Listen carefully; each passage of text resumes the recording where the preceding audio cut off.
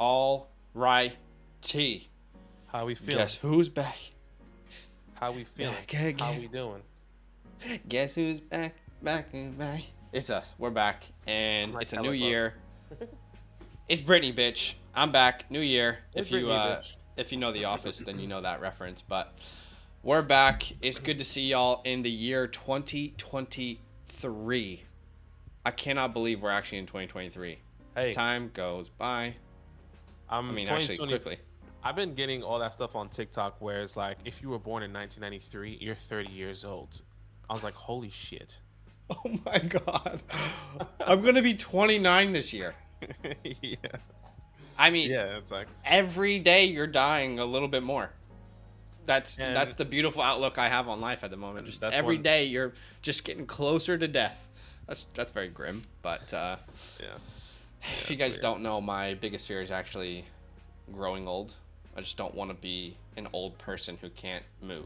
That's just like my biggest fear, and every day I'm moving towards that fear slowly and excruciatingly. One of my biggest, one of my first memories of you when I first moved into the house is that we went to Costco. Hell yeah. And we went to Costco and we got pizza and we sat down and there was like this old guy sitting on another table, and you looked at me and he was like, I never want to get that old. In all just seriousness. a real place. Like, I don't want to be that old where I can't take care of myself, man. Mind you, this guy was like 90 something years. He must have been like 90 something years Yeah, old. it's just like you know? struggling to even get up. I'm Yeah. like, at that point, just put me out. Like, mercy kill. Gosh. That's pretty bad. We probably shouldn't be saying stuff like that. Anyway, what's up, people? We're so glad to be back. Hey, we just released our Dynasty rookies wide receiver tier rankings for the 2023 class. That video is out. Some of you might have seen it. Some of you may have not. I would encourage you to go check it out. It's 52 minutes long, and we dive into a bunch of the Rookies. players that people haven't really Yeah. talked about. So that was really fun to do. Check that out. I see all of you guys in the chat. Jonah, I see you. Says Happy New Year, gents. And then you ask a question. We're going to leave time for Q&A at the end of the stream, but I just want to say hi to everybody. What's up, Matt? What's up, Jimbo? Late Larry. Sorry about that, guys. What's up, Daniel? Welcome in, brother. We are here. We are here. I'm trying to avoid my wife and do the dishes. How am I supposed to do that if you're late to the stream? That's incredible. What's up, Raw? What's up, Albert? I'm just trying to make sure I say hello to everyone. What's up, Don? What's up, Fantasy Condo? What's up, Nathan? Just making sure I say hello to everybody. I might have missed some people. Thank you so much. Say what's up in the chat. It's good to see all of you guys.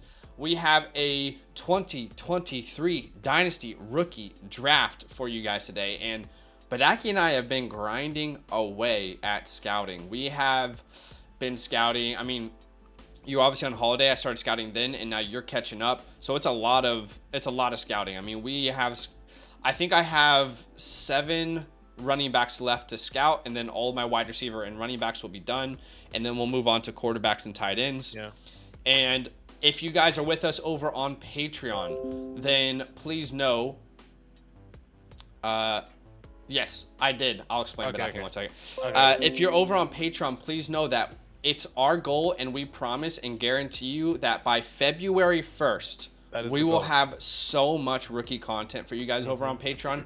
I'm talking rookie profiles where we break down each player's strengths, weaknesses. Okay. I'm talking rookie rankings, quarterback rankings, running back, wide receiver, tight ends. I'm talking Dynasty Superflex rookie rankings. Exactly how we would draft in a rookie draft from 101 to the 112 all the way to the 412, right?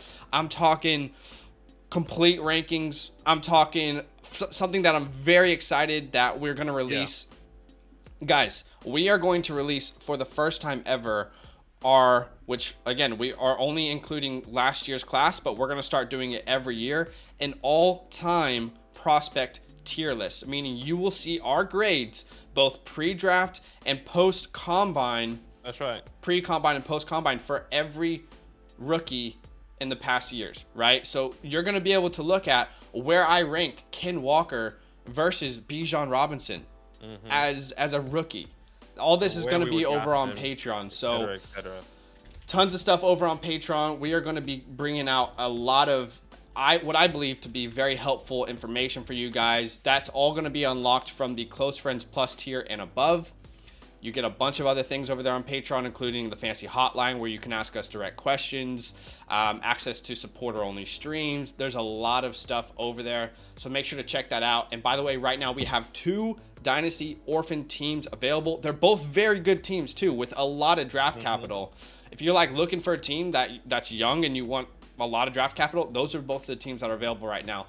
First people to sign up get those teams. And let's go ahead and get popping. Let's do what we are here to do, and we are here to do a Dynasty 2023 rookie mock draft. And we're gonna go 3 rounds today. I was tripping. I was like, where the hell am I putting the link? But I figured it out. Okay, so we're doing 3 rounds today. If you want to be a part of today's mock draft, Badake, how can people do that? Yeah, all you have to do is go in the description below and join our Discord. If you guys don't know, we do have a Discord, over 1,000 people in there. We have a really great community, a lot of people, you know, answering each other's questions. If you have any insight and comments on or thoughts on trades that you guys have, all you have to do is go to our Discord once again, and then link in the description below, and that's where we'll be posting the link, right? So if you go to, there's a couple different tabs, there's redraft and in season, but we are in Dynasty, so it's called Dynasty, damn it. Go into Dynasty mock drafts, and that's where we'll be posting all the links for the mock drafts this season. And then, you know, when it comes down to anything else. So once again, join our Discord, link in the description below. I just put it in the chat as well. Yeah, Dynasty, damn it, and then Dynasty mock draft tab. That's exactly where I'm going to be posting this link for everyone to see. And actually, I need to grab a spot. So before I send that link. Oh yeah, I need to grab a spot too. We won't send it just yet. I actually want people to comment. Like, I keep asking people, where do you want me to mock from? So comment down below. The most commented spot is where I will choose to mock from. Let us know just before we send out the link. Again, join our Discord if you want to be a part of these in the future.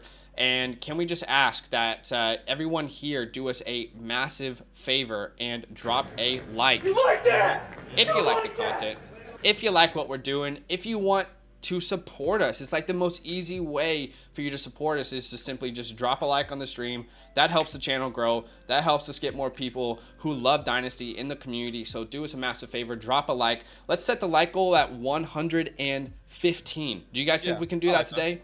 I think that's realistic. You guys have been really awesome helping us out. So let's go ahead and set that like goal to 115.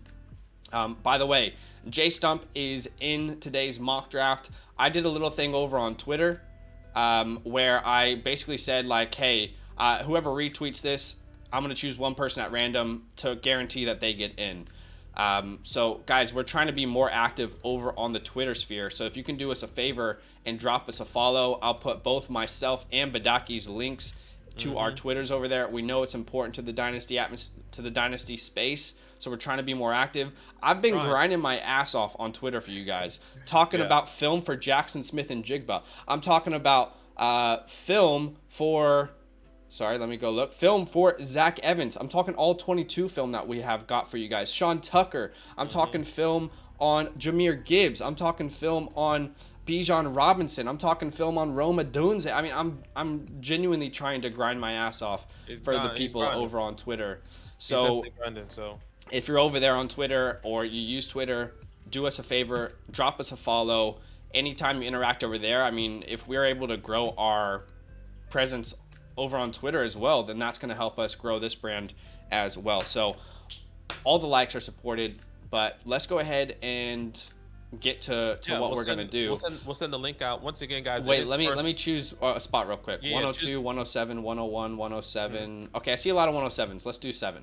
Okay, go ahead. I just want to say, as we send the link out, it is first come, first serve. So if you don't have an opportunity to get into a mock draft tonight, then you can definitely get one in any other days. We go live every, what is it, Tuesday, Wednesday, 4 days Thursdays? a week.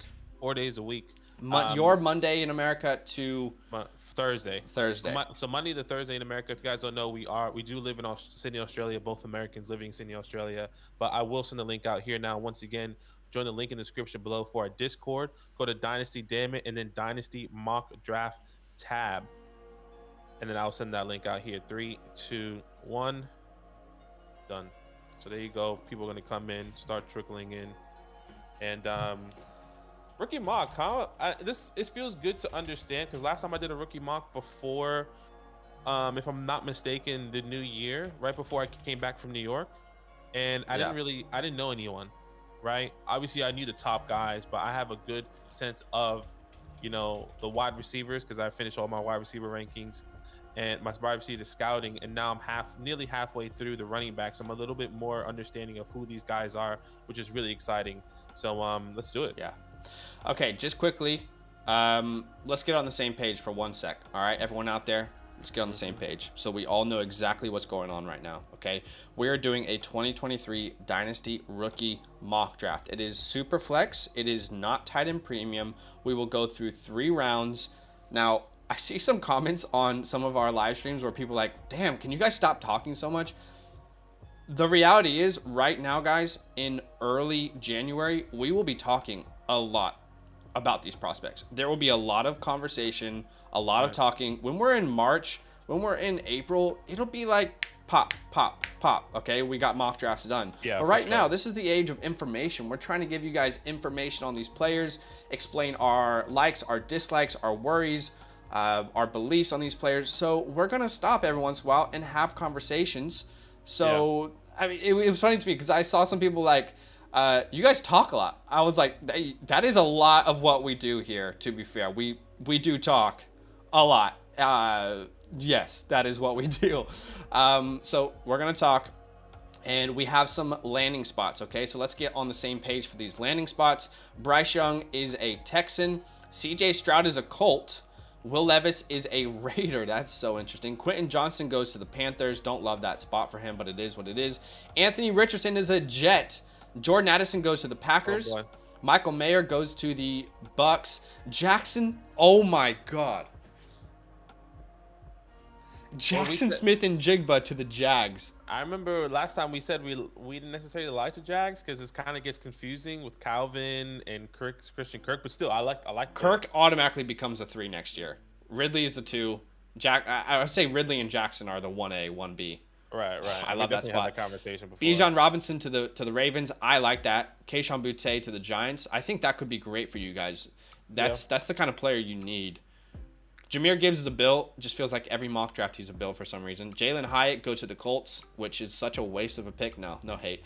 Darnell Washington to the Saints. Josh Downs to the Browns, which is a way better pick than Jalen Hyatt. No, I'm just kidding. Rashee Rice to the Patriots. Tanner McKee is a Buck. Luke Musgrave is a Giant. Cedric Tillman is a Bear. Dalton Kincaid is a Detroit Lion. That's a great landing spot for him. Devin Akane is a Cardinal. Zach Evans is a Ram. Woo! Sorry, Cam Akers. I'm putting this link in the chat so you guys can yes, can see this. It's also in the description, I believe, as well. Zay Flowers is a Texan. Tank Bigsby is a Dolphin. I like that landing spot for one of these running backs. Zach Charbonnet is a Buck. RIP to Rashad White season. Hendon Hooker is a Seahawk. Parker Washington is a Raven. I like that Parker Washington's finally here. We've been talking about Parker Washington for a while now, and we haven't seen him in these mocks. I'm glad he's finally here. Sam Laporta is a Charger. Sean Tucker is a Bengal. That's a tough landing spot. Yeah, it is. Marvin Mims is a Chief. Hey, that's nice. Okay, and everyone else, they don't have landing spots, but you can still draft them. So we're going to go ahead and start the clock. When someone chooses a kicker, we're going to pause. That person needs to put either in the sleeper chat or the YouTube chat what player they want to choose, and I will import that player for you, and we will keep going. We'll have a conversation, and it's going to be a while per pick. Just like that's just the reality of what we're doing here today. So let's go ahead and start this bad boy off. Here we go. 2023, the first rookie draft of the season. I'm excited. Yeah, what good. All right, let's find out who this is. I wonder who it is at the 101. Evan McPherson. Is Evan McPherson your 101? Oh, 100%. He's the 101. You taking him over 100%. Tucker? You taking him over Justin Tucker? I'm taking Daniel Carlson, big old DC, huh? All right, so this is Bijan Robinson. No surprise, Bijan Robinson goes 101. I said this last year before we took a break, but we are in the season, guys, where there are going to be many people who want to deconstruct a player and find something wrong with him. Okay, that's just the reality of people creating content, 100%. wanting 100%. clicks and engagement. But Bijan Robinson, after reviewing his film again, is an elite running back prospect. Okay, he is the only running back. Now, we've only been officially grading in the last 2 years, but he is the only running back for me that meets the elite standard since those past 3 years as a prospect. Okay, Yeah. early breakout age, very high dominator rating, great strength, ability to break tackles, fourth in yards after contact this year, first in missed tackles amongst 168 running backs who had 100 attempts. Elusive rating was sixth, which is elusive rating is something PFF presents to try and find out how elusive a player is. It's not a perfect science, but it's a cool thing that they do. Good vision and patience, lethal jump cut, very good pass protector, and very good as a route runner out of the backfield as well. So Bijan Robinson, the best running back prospect in my eyes, Badake, since Saquon Barkley. No questions in my mind. Since Saquon Barkley, this is the best running back prospect we've had since then. Yeah. There's a lot of talks of that since Saquon Barkley, and I think that's exactly what it is. I think Saquon and Bijan do match up really well with each other, and they're both do-it-all backs, and I think that's what's exciting about Bijan. He's a pass-catching back. He's also a guy that has clear, great vision in any hole that he runs into. Pause. So I think it's going to be great. Pause. I think it's going to be great, and I think no matter where he goes, he's going to be successful. Unless, I mean, I don't see a scenario where he goes to a team, even if they have a starting running back, and you're out. You're out. You're done. Let's say he goes to the Saints. Sorry, Alvin. Yeah, you're probably being traded, or it's like Bijan's taking that role within 3 games. It will be so surprising if that's something else. Like if he goes to the Giants, like Saquon's out. If he goes to the Titans, Derrick Henry's out. Like there's no doubt, no matter where he goes, he is going to be the guy day one. No question in my mind. Agreed. No question in my mind that at minimum as a rookie, he has 15 carries a game or 15 touches a game. Like that's the kind of player we're talking about with Bijan Robinson. Yeah. Truly a generational, once in 5 years type running back. Okay, so Bijan Robinson goes off the board at the 101. That's not a surprise. I think he is locked in as a 101 for me. There's not a spot where he goes where that changes. But yeah, I would agree. I think like right now you have to take. I'm a big advocate of taking quarterbacks over the best player. Mm-hmm. But I think in this draft in Superflex. In Superflex, because if you truly need a quarterback, especially with the caliber of quarterbacks that we have, I think Bijan has to be the 101 regardless. Like I'm not taking CJ or Bryce over Bijan, even if I need them, Okay, here comes Bryce Young as the 102 quarterback out of Alabama. Somehow last time on this stream, he fell to the 107, which was one pick before me, which felt like torture. But here is Bijan. Bijan goes, and then Bryce Young goes. It's my personal belief that Bryce should be the first quarterback off the board. Now, we're in early January. That can change. But if Bryce Young was 6'4", if he was the size of C.J. Stroud, he would be one of the best quarterback prospects we have seen in the last decade. Like, that's how good he is. It's just the size. Undersized guy. Questions with the weight. Can he, have a long career in the NFL? One of the best processors in the game right now. Great improviser as well, and that's where the NFL is going towards. An improviser quarterback is the kind of guy that you want. And I think he can kind of replicate a little bit of Kyler Murray's game. He's not going to rush as much as Kyler, in Kyler's young career. But when we look at fantasy, I would say despite CJ's great last game, it's 1A, it's 1B, but I'm taking Bryce Young because of the rushing upside that he presents, which I think definitely translates into the NFL. Yeah, I think Bryce is definitely. For me, it's CJ, right? I think Bryce and CJ. I think it's kind of pick your poison. I think it's going to be the same thing when we talk about the wide receivers. In my personal opinion, the wide receiver one. But I love Bryce. I love CJ. I think CJ, especially after what we saw against Georgia in the playoffs, that's exactly how I expect him to play, and the expectation of him playing in the NFL, at least the hope. I guess you can kind of say that Georgia is an NFL caliber defense, right? They have talent. They have so much talent And look, they what have he like did. 4 or 5 stars just on the bench waiting to get a shot. And look how CJ produced. Not saying Bryce can't do that. I'm just really glad that he kind of solidified that for me, to be my QB1 in this scenario. Once again, pick your poison. Doesn't matter who you pick. I think it's a great one. But for me, CJ has the upside. Sure. And I'm very much same 1A, 1B. My A is just Bryce right now with the rushing upside. So sure. I get it. All right, let's go on to the 103 here. Let's see what J22 has cooking. Thanks, guys, for hanging out with us today. He takes a punter. I mean, punter shouldn't be going to at least the 3rd round. Come on, J22. J22 says, give me the man to stop the quarterback carousel in Indy, CJ Stroud. Okay, I love it. Here comes CJ Stroud off the board. He goes 1 spot before Badake. And I think Badake still has some really good options on the board. But CJ Stroud goes at the 103 here. He landed with the Colts in this mock draft. This is a good landing spot. Yeah, I mean, a lot of history of successful quarterbacks. And we kind of have this conversation in our must keep or buy low wide receivers. I kind of bring a wide receiver on this team that's saying, hey, if CJ can go there, if they get a new quarterback, whether it was CJ or Bryce, I think Colts are in a really good position right now to get one of these top 2 guys, unless the Bears or Cardinals do something crazy or another team jumps them. But I really like this landing spot for CJ. A good team, Jonathan Taylor, a decent offensive line. Michael Pittman, Alec Pierce, all these players. I think it's all coming together with a good defense for CJ. Yeah, offensive line definitely needs to improve compared to last year, because they 100%. Went from one of the best to one of the worst. But you're right, it's a great organization to be in. You got Michael Pittman, you got Alec Pierce. I like this landing spot for CJ Stroud, and a good run game is going to take a lot of pressure off him. So I like this. It makes a lot of sense here at the 103. All right, here we go, Badake. What are you thinking? Walk us through your process here. Yeah, I'm looking at the wide receivers. I'll be completely honest with you. I'm looking at Will. I don't want him at Kentucky.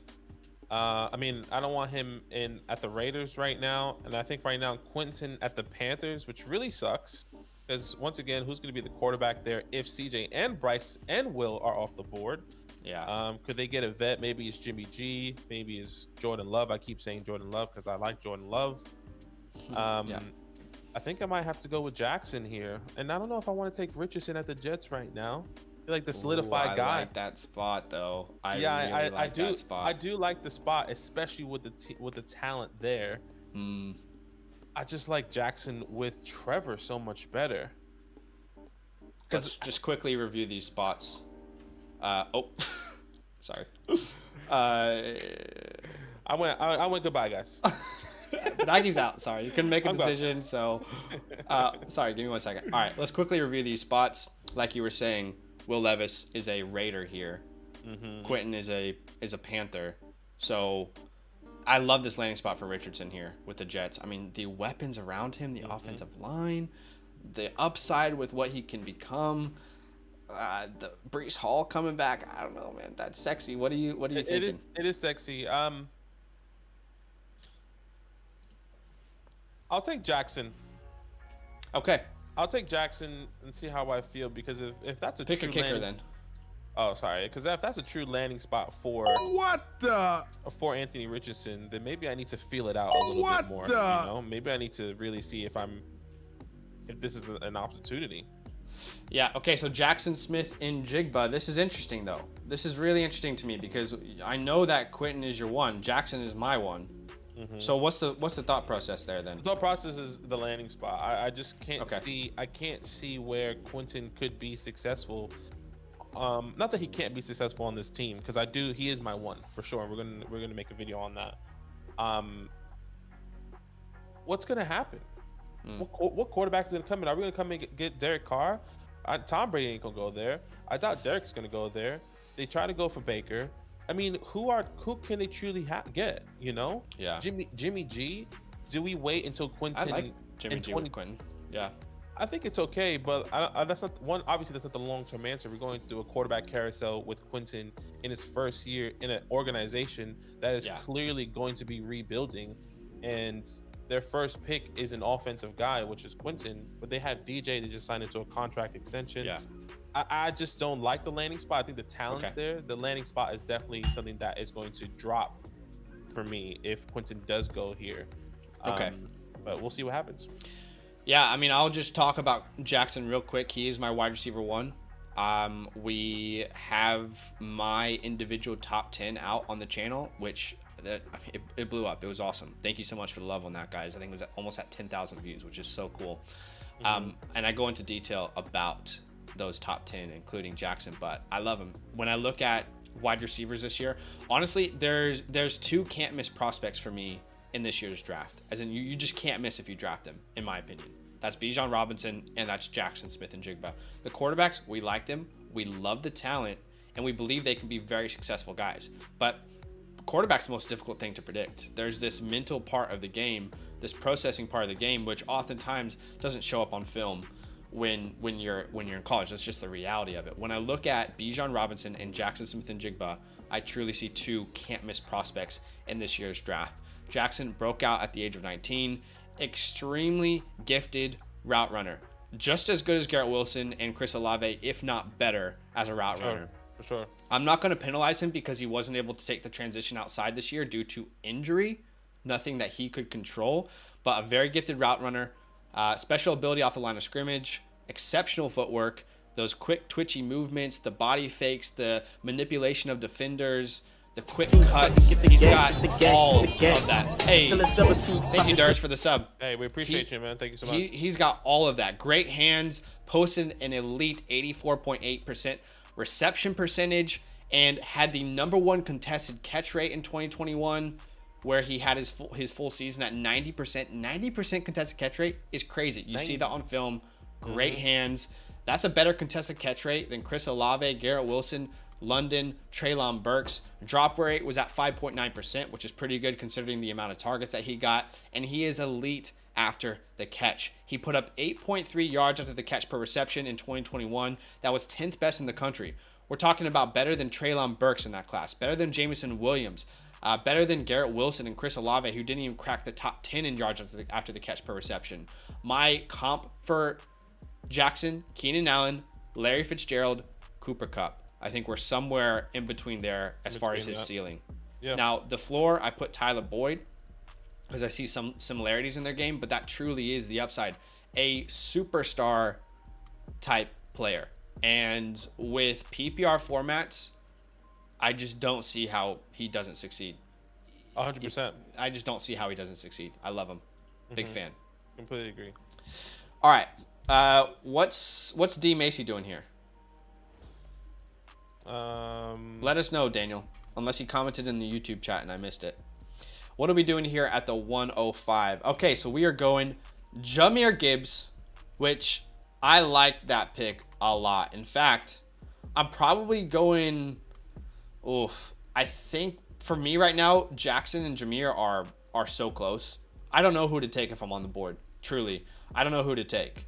What was your thoughts of Jahmyr Gibbs when you watched this film? I'm obsessed with him. Were you kind of the same? No, yeah, I'm just obsessed with him as well. I think he's kind of he doesn't have all the qualities that Bijan has, but I think he kind of shines in ways that are really good as a pass catcher, right? I think he can go get in between the tackles, he can catch the ball, and I think that's his strength, the ability to catch the ball and be a threat in space, especially in the flat when they can do a Texas route and they throw something to him. I think that's where he can take his game to the next level. And this is exactly what we were talking about. We were saying, with the Bills, like what happens if they do draft Gibbs, what's going to happen with James Cook? I was like, well, this is technically what they've been looking for with Devin Singletary, Zach Moss, and James Cook. Put them all together, you get the mold of Jahmyr Gibbs. Do you want 3 backs who can kind of do it, or 1 guy who does it all? Exactly. Yeah. And that's exactly what they have found here, if this is a true landing spot for Jahmyr Gibbs. So I love the landing spot. I love what he can do. Hey, Luke, thank you so much for the sub. Yeah, I'm a big fan of his. And, this is some people's questions. First off, I don't think that the Bills are going to draft Jahmyr Gibbs. But just to reply to Daniel's question, says, isn't he essentially James Cook? No. In my scouting evaluations, I was not high on James Cook. Now, that doesn't mean that I'm right or wrong. Like, it's way too early to say at this point. But I feel like James Cook had real limitations with vision in the open field and I didn't really think he was very good between the tackles. I see Jahmyr Gibbs as much more of a more complete back. Now, there are still some of those concerns because Jahmyr Gibbs is 5'11", 200 pounds, right? But I would say James Cook is very good in some of those areas. But, hey, what's up, John? I would say James Cook is very good in some of those areas, but he's certainly not elite. Not an elite prospect. I might have to turn that off. Thank you for the sub. We appreciate you guys. Thank you so much for the sub. We'll leave it on for now. Let's see if we have to turn it off or not. But yeah, Jahmyr is truly an elite prospect. So you go from kind of rotating guys and trying to find a good system that way to giving one person the entire workload, and not even that, just him becoming a focal part of the offense, a 15 to 20 touch per game type of player. But I agree, especially in the air, he is incredible. Check this out, percentage of passing snaps where Jahmyr lined up as a receiver. So on passing situations, Jahmyr lined up as a receiver over 26% of the time. This is a very versatile player. 100%. Very good out of the backfield, can line up in the slot, can line up out wide. You can put him anywhere that you want, and has truly elite speed. I think he's going to be that 4.35 to 4.38 type player, Badake.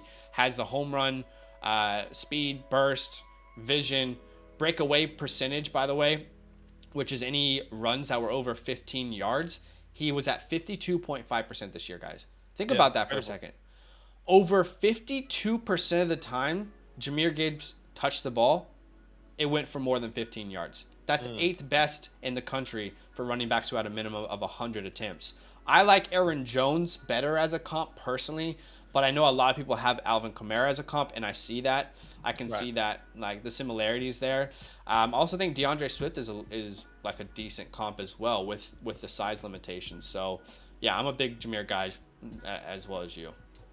Yeah, I like it. One thing I'm not concerned about Jahmyr Gibbs, but concerned about this running back class outside of Bijan, is that I think some of these guys are going to carry. It's going to be in a committee, unfortunately, especially with the market. There's so many running backs in free agency, and then there's so many running backs coming in the NFL draft that I'm a bit concerned. So I wonder how it's going to play out. Obviously, we have no idea, but I really hope Jahmyr is not a guy that kind of falls into that role where where the expectations of how Aaron Jones and AJ Dillon, people thought that AJ Dillon was going to have a massive role, which he kind of did, but it was a little bit disappointing and underwhelming. The difference there, though, Aaron Jones, 5th round pick, so it took him a while to really establish himself. 100%. Jahmyr is gonna be probably an early second. I don't know that he gets into the first, but probably an early second at worst. Yeah, so I'm a little bit concerned about the market in the running back in the NFL coming in with outside of, once again, Bijan, but the talent is there, and he can definitely carry the workload and be the guy. Let's just the big advantage for these rookies coming in, though, is they are on cheap contracts and they're young, and that's exactly what the NFL wants. Like, give me a young guy I can just hand all this work off to, and I'll run him into the ground, and that's exactly what they're wanting, you know. Yeah, exactly. So that is at least in their favor. But I can understand where you're coming from. The running back landscape in general is going to be insane this offseason. I'm personally not looking to buy really any running backs right now. I don't know about you, but there's not really a running back in particular I want to buy right now.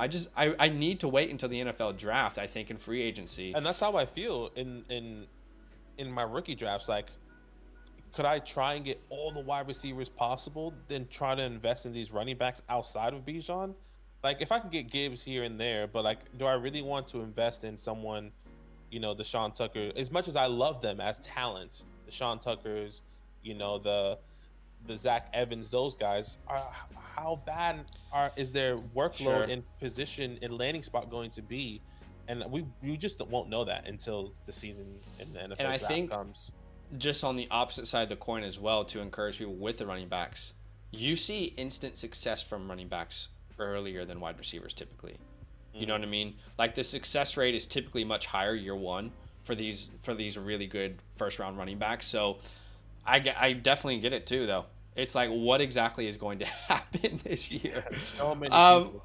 We're 5 picks in, guys. 167 people watching. Thanks so much for hanging out with us. Yes, we're taking our time. We're talking about these prospects. We're trying to It's a season of information, so we're trying to break it all down for you as we go. Can you do us a huge favor and drop us a like on the stream? You like that? If you like the content. If you want to find a really easy way to support what we do, that would be much, much appreciated. And also, I want to give a big shout out to Na, who just signed up over on Patreon. Yeah, huge love, man. So huge love to you, my man. You're obviously going to get all of our rookie content that comes out on Patreon. And I believe you signed up for Dynasty. We'll have to double check, which means you're going to have first priority at one of those orphan teams. We do still have one orphan team left. Okay, let's get back to this 106 and see what happens. With J Stump here. J Stump, let's see.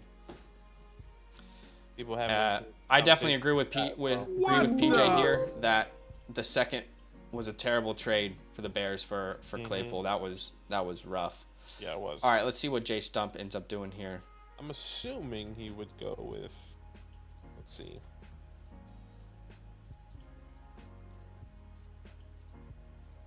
So strong start for me, Sean Tucker so far. I mean Justin Tucker. Sean Tucker. Justin Tucker. All right. Hey, So son of a bitch. Okay. I mean, this is why people wanted me to be at 7. So I feel like people like the idea of me barely missing out on players I love. Okay. So J Stump, you son of a gun. Okay. So here comes Anthony Richardson off the board.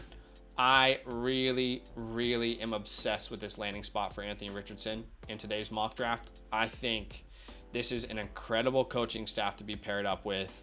Great offensive line that's young and is continually getting better.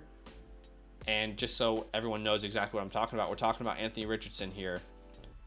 13th overall pick to the Jets. You got Garrett Wilson. You got Elijah Moore. You have a young upcoming coach. You have a young upcoming offensive line. You have Breece Hall in the backfield. You got Zonovan Knight, Michael Carter, who can kind of do a little bit of here and there. A defense that's improving, which is going to keep your quarterback on the field. And then not to mention Anthony Richardson, I believe, has the highest upside of any quarterback in this class. I think he has a higher upside than Will Levis. I actually put this out on Twitter. I was like trying to start a conversation. But if Anthony Richardson and Will Levis both meet their absolute ceilings, I think you want Anthony Richardson. Like, he truly has superstar top 3 quarterback type potential. Now, that is a long way from happening. There's a lot of growth that needs to happen, right? The floor is much, much, much lower. Right. But Anthony Richardson, specifically from a fantasy perspective, I mean, the same way Justin Fields is winning people fantasy leagues right now, you don't think Anthony Richardson can do that? Anthony Richardson is nowhere near the passer that Fields is right now, and I think Fields gets disrespected in that area. But I mean, this guy can be a top 12 quarterback as a rookie if he were to start from day one with the rushing upside that he has. So I love this pick. I think it's a great pick here at the 106, and it's a risky pick because this could be a bust, but it's the highest upside in the draft outside of Bijan. And I guess if we're going using the context that we have so far, Jets say that they're not going to move on from Zach Wilson, but at the same time, they've also said that, at least rumors saying that they are willing to bring in a veteran quarterback to compete with Zach Wilson. That could be the same thing with a rookie quarterback to compete with Zach Wilson, and then we can see someone like Anthony Richardson be a day 1 starter by winning out in camp. So there's so many different scenarios that can happen, but it is exciting to see Anthony Richardson. I think the mold is there for him. So let's see what happens. I'm excited. And I guess when I hear things like that, no, we're not giving up on Zach Wilson. Well, what are your options publicly? Are you going to say he's done and completely tank his trade value? You know what I mean? Like, what are they supposed to do as a franchise when those things happen? So it makes sense, right? Because you don't want to lose all leverage. But no, they're not giving up on Zach Wilson. He can be a good backup. Hey, Todd, thank you so much for the sub. What would you say is a percentage chance that Zach Wilson at this point becomes a top 12 quarterback in fantasy football in his career? What percentage chance would you put on that? I'm curious. Oh man, that's a tough one. It's tough. It's a tough one. I have a number that comes to mind, and it's low. I have a number 2, but I'm still giving him grace a little bit, just purely because we still haven't seen the full season of him. A full 17, 18. Thank God. games of Zach Wilson that has been consistent. I'm gonna say like 15%. 15, and that's pretty high. Yeah. Actually, that is lower than what I was gonna give him. So now I'm like, damn, did I give him too high a percentage? I was gonna say no. 22, like around that 22%. So yeah, 15. Maybe 15 is more accurate. I mean, it's just not here. We've talked about this before with these quarterbacks. Like Zach Wilson looked like a legit potential superstar out of college, but if it's not here, it doesn't matter the traits you have with your arm, you know? And that's the impossible thing we have to figure out with trying to pick quarterbacks in Dynasty. It's tough. Yeah, I've seen so many scenarios, and probably because they're Jets fans, saying that, you know, Matt LaFleur, the offensive coordinator, it's just not the right system for him. And maybe it is. Maybe it's not. Maybe he can excel somewhere else. And I think that's always the argument with quarterbacks that are struggling. I mean, I probably said the same thing about Daniel Jones. You know, it's not the right system. Now look at him in a better system, you know? So it just sucks. Like, I wish, like, they can figure it out, because I do like Zach Wilson. Sure. It's just unlucky. All right, I'm up here at the 107, and to be honest, it's not as difficult as a decision I thought it may be. I mean, I do prefer Anthony with the landing spots we were given. I do prefer Jameer. Obviously, Jackson is my wide receiver one in the class. But I think here at the 107, knowing that Quentin Johnson is a realistic possibility, I mean, that feels pretty good to me. So I'm going to go ahead and draft Quentin Johnson here. And we'll talk about him for 1 second. Had a rough national championship game, didn't he? I mean, that was... rough one. Did he finish with 3 yards? Is that correct? 1 reception, 3 yards? I think he was targeted. I think he was targeted twice. Like, Max did not target him whatsoever, which was a bit frustrating, because I was hoping to see, like, at least some garbage time work, you know? But they were trying to even figure out where their pants were most of the game. I mean, that was rough. But I'll just quickly talk about Quentin. I'm a big fan of his. In fact, in my scouting grades, there's only a 0.3 difference at the end grade between Jackson. So I love Jackson, but it's not that I'm like, they're in different tiers. They are the only wide receivers for me who are tier 1 this year.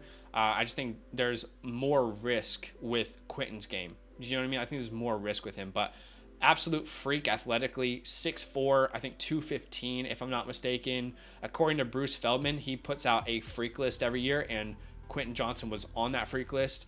He said he has a 42-inch vertical jump, broad jumped 11 feet. He clocked a 4.440 and back squatted 575 pounds, right?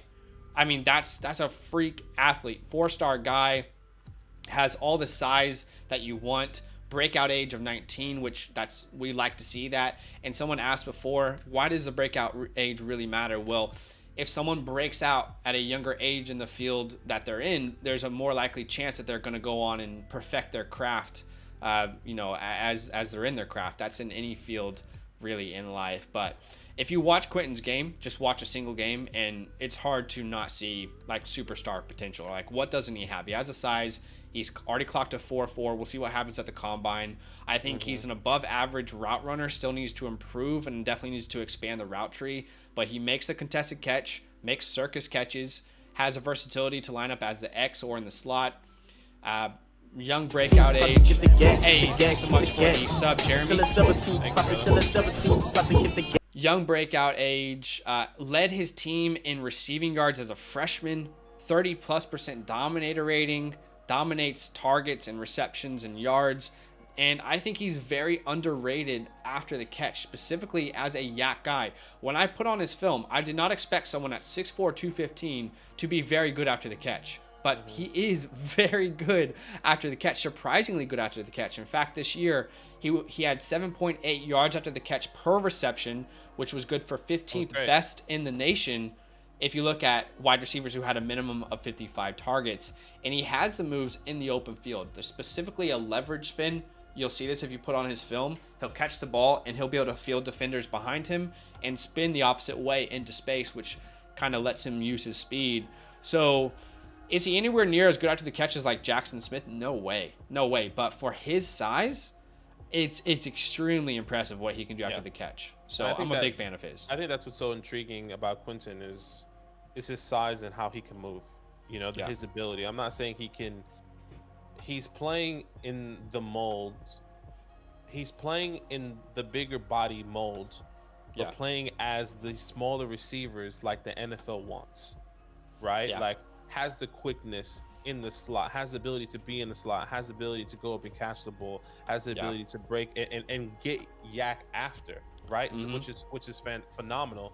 And I think that's what's so special about him. And obviously we'll have a video Jackson Smith or Quentin Johnson while we get a little bit more in depth, but I think that's what's so special. And another thing I want to say is like I think we are so skewed on the mold that is right now to where like we're seeing him at like 6'4", a little bit heavier, not as quick as these slot guys like a Jackson Smith potentially. I think he's just as quick as Jackson personally, but not like as the Olaves. Yeah, exactly. When I say quick, I mean like a little bit more twitchier, you know, like stuff like that. And I think that we're kind of skewing ourselves in that area, in that scenario where it was like we're just kind of discrediting Quentin. Yeah. Now with the size, so let's see what happens. I'm excited. I agree, and I think just to add on to your point there, when you look 6'4", 215, you're thinking this guy's probably a contested catcher, big body, not very good after the catch. That is not the case with Quentin Johnston, guys. Put on his film or just listen to us or have your own beliefs, whatever. But like he is not limited to just being a contested catcher, a deep ball threat. This guy is very good after the catch. He's not limited like the Mike Williams of the world. Like he truly has the upside.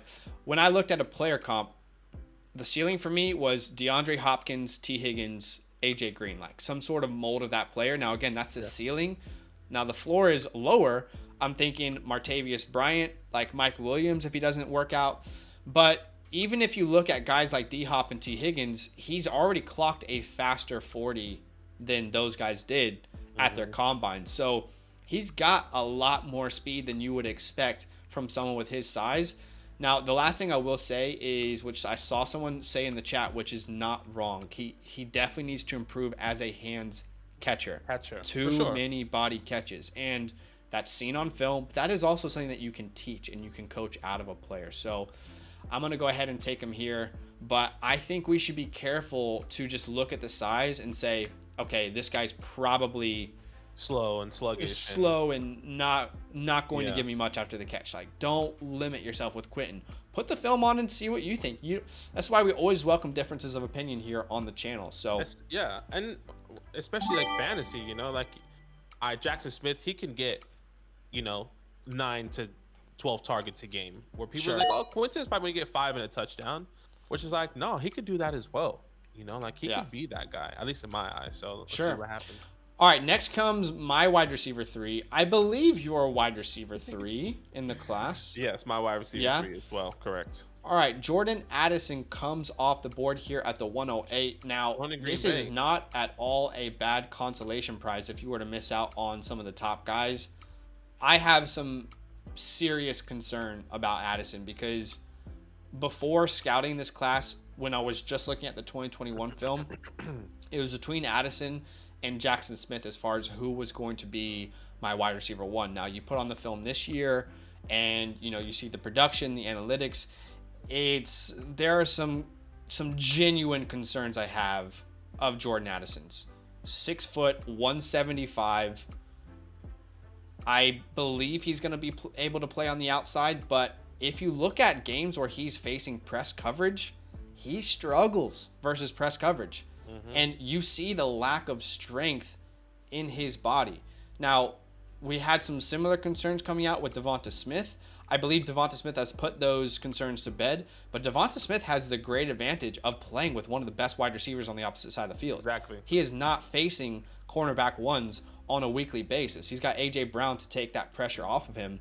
But when you watch him on those routes when he's facing press coverage, because what you guys will do if you watch highlights, you're going to see a lot of zone, free releases.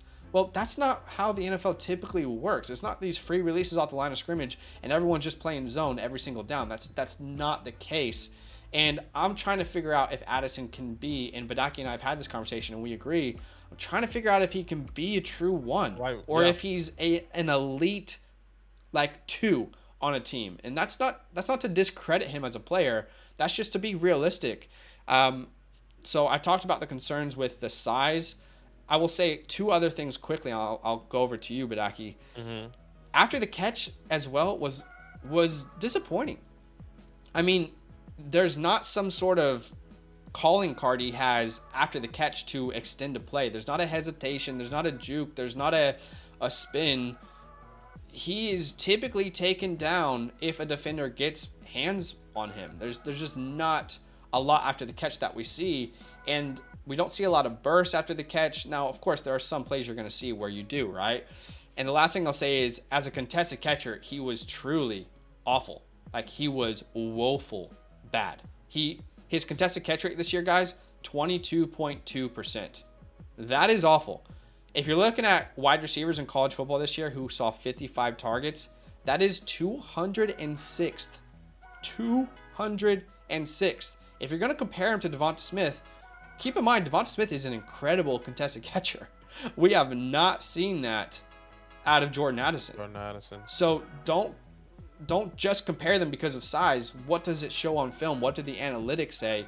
He has a real hard time catching through traffic. And I'm not saying he won't improve that part of his game, but I don't think Jordan Addison is some sort of like can't miss prospect like others do. The production is there, was great out of Pitt. We saw it at USC as well. Extremely good route runner. Has the fakes, has the head twitches, but again, is struggles versus press coverage. So my comp for him is kind of like Calvin Ridley, Jerry Jeudy, but I think the floor is a little bit lower. We're thinking like a Robert Woods, a Lockett maybe. And again, that's not to discredit him because those are very good players. And Robert Woods was a wide receiver 1 in fantasy at, a couple points. But I struggle to see, I'm not saying it's not possible, but I think there are more question marks whether he can be a true dominant 1 on a team. Yeah. And I think, you hit the nail on the head, and that's probably everything that I was going to say about being a dominant 1. And I don't think he is a dominant 1 that the fantasy world, the community is expecting him to be. You're coming in and saying he can be the number 1, he can carry the workload. I'm not saying he can carry a workload. He can carry a workload, but I don't think he can carry a number 1 workload. And maybe we're skewed by kind of what we saw. And the best comparison, like Zach said, and one things I had in my notes during my scouting was that he is just as talented. He is just as talented. He does have the same attributes in style and body weight as Devonta Smith, but can he produce the way Devonta Smith did in his first year? And I see that pathway happening for him. Jordan Addison does have talent and will be talented and could be and will be fantasy relevant. But like, is it going to be immediately in the first year, or is it going to be when he gets complimented with an AJ Brown, hypothetically, right? Does he go to the Cardinals and be the wide receiver 2? I like that spot because DeAndre Hopkins there. Does he go to the Raiders where Devontae Adams is and he is the wide receiver 2? Do you get what I'm saying? Like, I don't think he's going to go to a team, hypothetically. Like, for example, I think even Green Bay, I think it's a little bit shaky because there's no true number 1 there. Yeah. There's no true number 1 at the Patriots. So I think that's why a lot of people like those landing spots. But at the same time, it's like, I'm actually really hesitant if he does land there because I'm not sure that he's going to be the guy that we thought he was, the way we thought about Devonta Smith. He's going to Devonta Smith. Devonta Smith's going. We didn't like him because of the quarterback. So yeah, it's at the time. Now it's different. Again, I think if people out there are going to pop on, like, let's say you type in Jordan Addison into YouTube and you look at his highlights, that might be a little bit misleading. And again, I don't want it to sound like we're super down on him. Like, he is in his own tier 2 after those top 2 guys for me. He's not wide receiver 3. But I struggle to see true 1. Like, okay, we have Jordan Addison, who's the complementary piece to him. I feel like there needs to be Jordan Addison as the elite complementary piece. And again, that's not to devalue a player. It's just there are certain limitations with the player. So I like Addison. I'm a big fan of his, but I do have some genuine concerns, and we'll see what happens in the NFL. I think one thing people really underestimate and undervalue when evaluating film in college is trying to find those games where a wide receiver is facing press coverage. it is a lot of zone. It is a lot of free space, empty releases. That's not the NFL game. So that's the final thing I think we'll say. Unless you have anything else to say on it. No, just don't think we think he's bad. Yeah, I do love him. We have. I think the potential is there, but I think the potential is not the wide receiver one, in my opinion. Maybe Zach is a little bit different, but for me, I don't think he has the wide receiver one potential. I think he is a complimentary wide receiver 1B. How about that? Okay. I do think he can be a 1, but I think it is more likely that he is an elite 2. But right. And I guess that's I think it is possible that he is like 1B. And I think the thought process is like what Devonta Smith did this year. He could be that. He could be a complimentary guy, and that's how I see it. Like Devonta Smith was a complimentary wide receiver 1B or elite 2, like you said, you know. All right, Jared says probably going to shock people here. I'm curious who it is at the 109. Yeah, but Kayshon Boutte, I don't think this is I don't dislike this at all. Yeah, man. I mean, it's tough. I like Kayshon. I am going to publicly state that I think this is a very good pick here at the 109. No, I like this pick as well. And I guess we talk about it, Kayshon Boutte, a guy that we like, a guy that I said I like the thought process of Kayshon going to the Giants. I'm a Giants fan, and the ability for him to play there and grow there. But one thing I've said also is one thing I saw, and it's not what's on film is great, right? I think it's and obviously has a lot of things to work on, but it's on the off-field stuff. And the off-field stuff, and there's also the attitude, how he reacts on the field. When he's not getting targets, is he just going to walk away from the team? Is he just going to sit there, and is that going to continue to affect him as we continue on? Because coming to a team like the Giants with Brian Daboll, we saw just because you get in the stack, my guy, with Kenny G, doesn't mean you're getting all the targets, right? So I'm a bit concerned in the area in that aspect. But I think the size is great. I think the speed is great. I think the way he can create separation is great. He can. I feel like he can sometimes make people miss a lot of the looseness and all that is there. And he can go either in the slot or out wide. There's a lot of versatility in Kayshon Booty. I'm gonna call him Kayshon Booty's game. So I'm excited to see what happens. I think what really concerns me is off the field aspects. The if factor is there for me for Boutte. Yeah, and there's a little bit of a rumor going around where he apparently had some sort of sex party. He was just having fun. That was one of the reasons LSU said you're going to the draft. These are rumors. We don't know what's true. I think, and I'm not saying that you're wrong because I've heard a lot of people say this, and at times it is true. Like off-field stuff. For example, go back to one of my favorite college wide receivers in a long time out of Oklahoma State. Justin Blackman. I loved Justin Blackman. There were off-field issues, and that ended up cutting his career short. But there's other scenarios where people are like, George Pickens isn't a good teammate. He starts fights in the, you know what I mean? And George Pickens now falls to the middle of the second round and becomes one of the steals of the draft. And I think even looking in Dynasty, it's like at the back end of the first round, if I can get someone who is just as talented, probably as some of the guys at the beginning of this rookie draft, but there's off-field concerns, I'm gonna take that shot. Like I'm gonna go ahead and take that shot on a guy who has potential to be one of the best wide receivers in the class. I think he's very good after the catch. My comp for him is Deebo Samuel and a little bit of Treylon Burks. I know it's hard to kind of comp a rookie who hasn't met his potential yet, but I kind of see like a little Deebo, Treylon Burks in his game. My floor for him is Golden Tate. I would say he's a thicker player than Golden Tate, but both were second-round picks. The floor is like a Laviska Shenault, so there is a lower floor, but there is that high ceiling of him being an elite player after the catch. He's a very strong runner in the open field. So combine that strong body frame with his elusiveness and his burst, and he becomes a really difficult player for defensive backs to take down. So I like the after the catch. I like the size. I like the fact that he could probably clock like a 4.38, maybe a little bit quicker than that. I'm not sure. We'll have to find out. But he, in my mind, is one of those guys where it's like, okay, I understand there's off the field stuff. But I love George Pickens last year, and he had off the field concerns from everyone, right? Starting fights, not a good teammate. So passionate, you know. I mean, yeah, I like a little fire in a like. Yeah. So you're telling me that Kayshon Boutte, now should he have handled it differently? Yes. But if we were all honest, Kayshon Boutte is just being the most authentic version of himself possible. Yeah. Not getting targets, not doing well. He's pissed. He's frustrated at himself. Of course he is. He came into the year as one of the best wide receivers in the class, and everything fell apart. You know what I mean? It's like we would all, behind closed doors, be pissed off and be frustrated. Now he's showing that, and he has to grow in maturity. But I love this pick.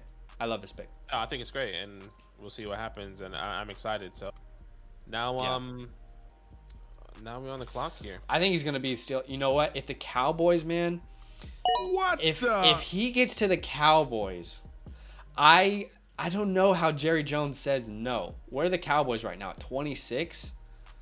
Yeah, they can be a little bit later, depending on how they go in the playoffs, obviously. But I think Boutte will be locked in as a first-round pick. I would be really shocked if some of these teams that are really good in the back half don't see the talent and jump on it, you know? I would be really surprised if he's not a first-rounder. Okay. It'll be interesting, but what do you think? Do you think he's going to be first round? I think he'll be a first-rounder as well. Okay. I think we would. I think we can take a chance, and like you said, the Cowboys, and especially in the end of the rounds, the end of the first.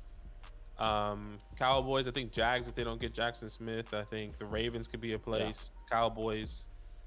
That's it, really. I can't really see anyone at the end. The teams that are in the playoffs currently. Who else can get him? You know. Yeah. Okay. At the 110 here, B. Strel How Bag. I'm probably saying that wrong. Is gonna go Will Levis, which he went at the 110 in the last time we did one of these mock drafts. So I mean, to be honest, at the 110, I think this is where I'm fine to take a shot on Will. I'm one of those people who I think the hype is too much. I don't think he deserves top 10 consideration. I don't think he processes the game well, but I understand that some of those concerns are also with Anthony Richardson. I think Anthony Richardson is a better athlete. I think he has a better arm as far as like raw potential, but they're very similar in their upsides and their floors. High upsides, really risky player that you could regret drafting, but at the 110, that's where that risk reward I think really meets a really like a great point here to draft a guy like Will Levis. A good medium for Will, for sure, at the 110. And, you know, with Anthony and Will, with everything, the mold is there. And I think this is a good landing spot, too. No, it is a good landing spot. You got Devontae Adams there, Josh Jacobs if he re-signs. You know, McDaniel, Dan Wawa, Hunter Renfro. I mean, surely they'll get some more weapons, and they're trying to revamp. You know, they got rid of the GM there. I think they don't have a GM right now, do they? I don't know, actually. Or did they hire a new one? I'm not necessarily sure, but I could be wrong. Let us know in the chat. But I like the molds. I like the thought process. I think Will does have extreme potential. I think the arm talent is there. And I just think he was hindered by the offense in Kentucky. I don't think it really released him to be who he was, but maybe that's my own bias. Maybe that's me still trying to really have love for Will. But I haven't scouted the 2023. I scouted 2022 for Will. Sorry, I scouted 2021, not 2022. I haven't gotten to the quarterback. So maybe it changes after everything, after my scouting once again. So let's see. Yeah, it definitely could. We're making our way through the positions, and quarterback will be the next thing that we do after we finish these running backs. But I think this is a great risk reward here for Will Levis. Do I want someone who puts mayonnaise in his coffee on my dynasty team? No, absolutely not. If it's good, there's no way in hell I want that. Hey, CJ, thank you for the sub. But maybe we'll make an exception if it's this late. All right, the 111. Let's see where we go. I think all the skilled positions in the first, outside of one player, one skilled position is still in the first, which means we're going to the second round of the NFL draft. Okay, you mean landing spot wise? Yeah, landing spot wise in this tankathon. Okay. There's only one skilled position here in the first still, which I doubt he'll go in the first. So let's see who comes up next. Andrew says this might seem like a reach. I'm listening. 206 people watching. You guys are crazy. Thank you for the appreciate love, you guys. guys. I hope you're enjoying this. He says, may seem like a reach. Tank Bigsby. Oh boy. Whoa. Where did Tank go in this draft? Did he go in the Okay.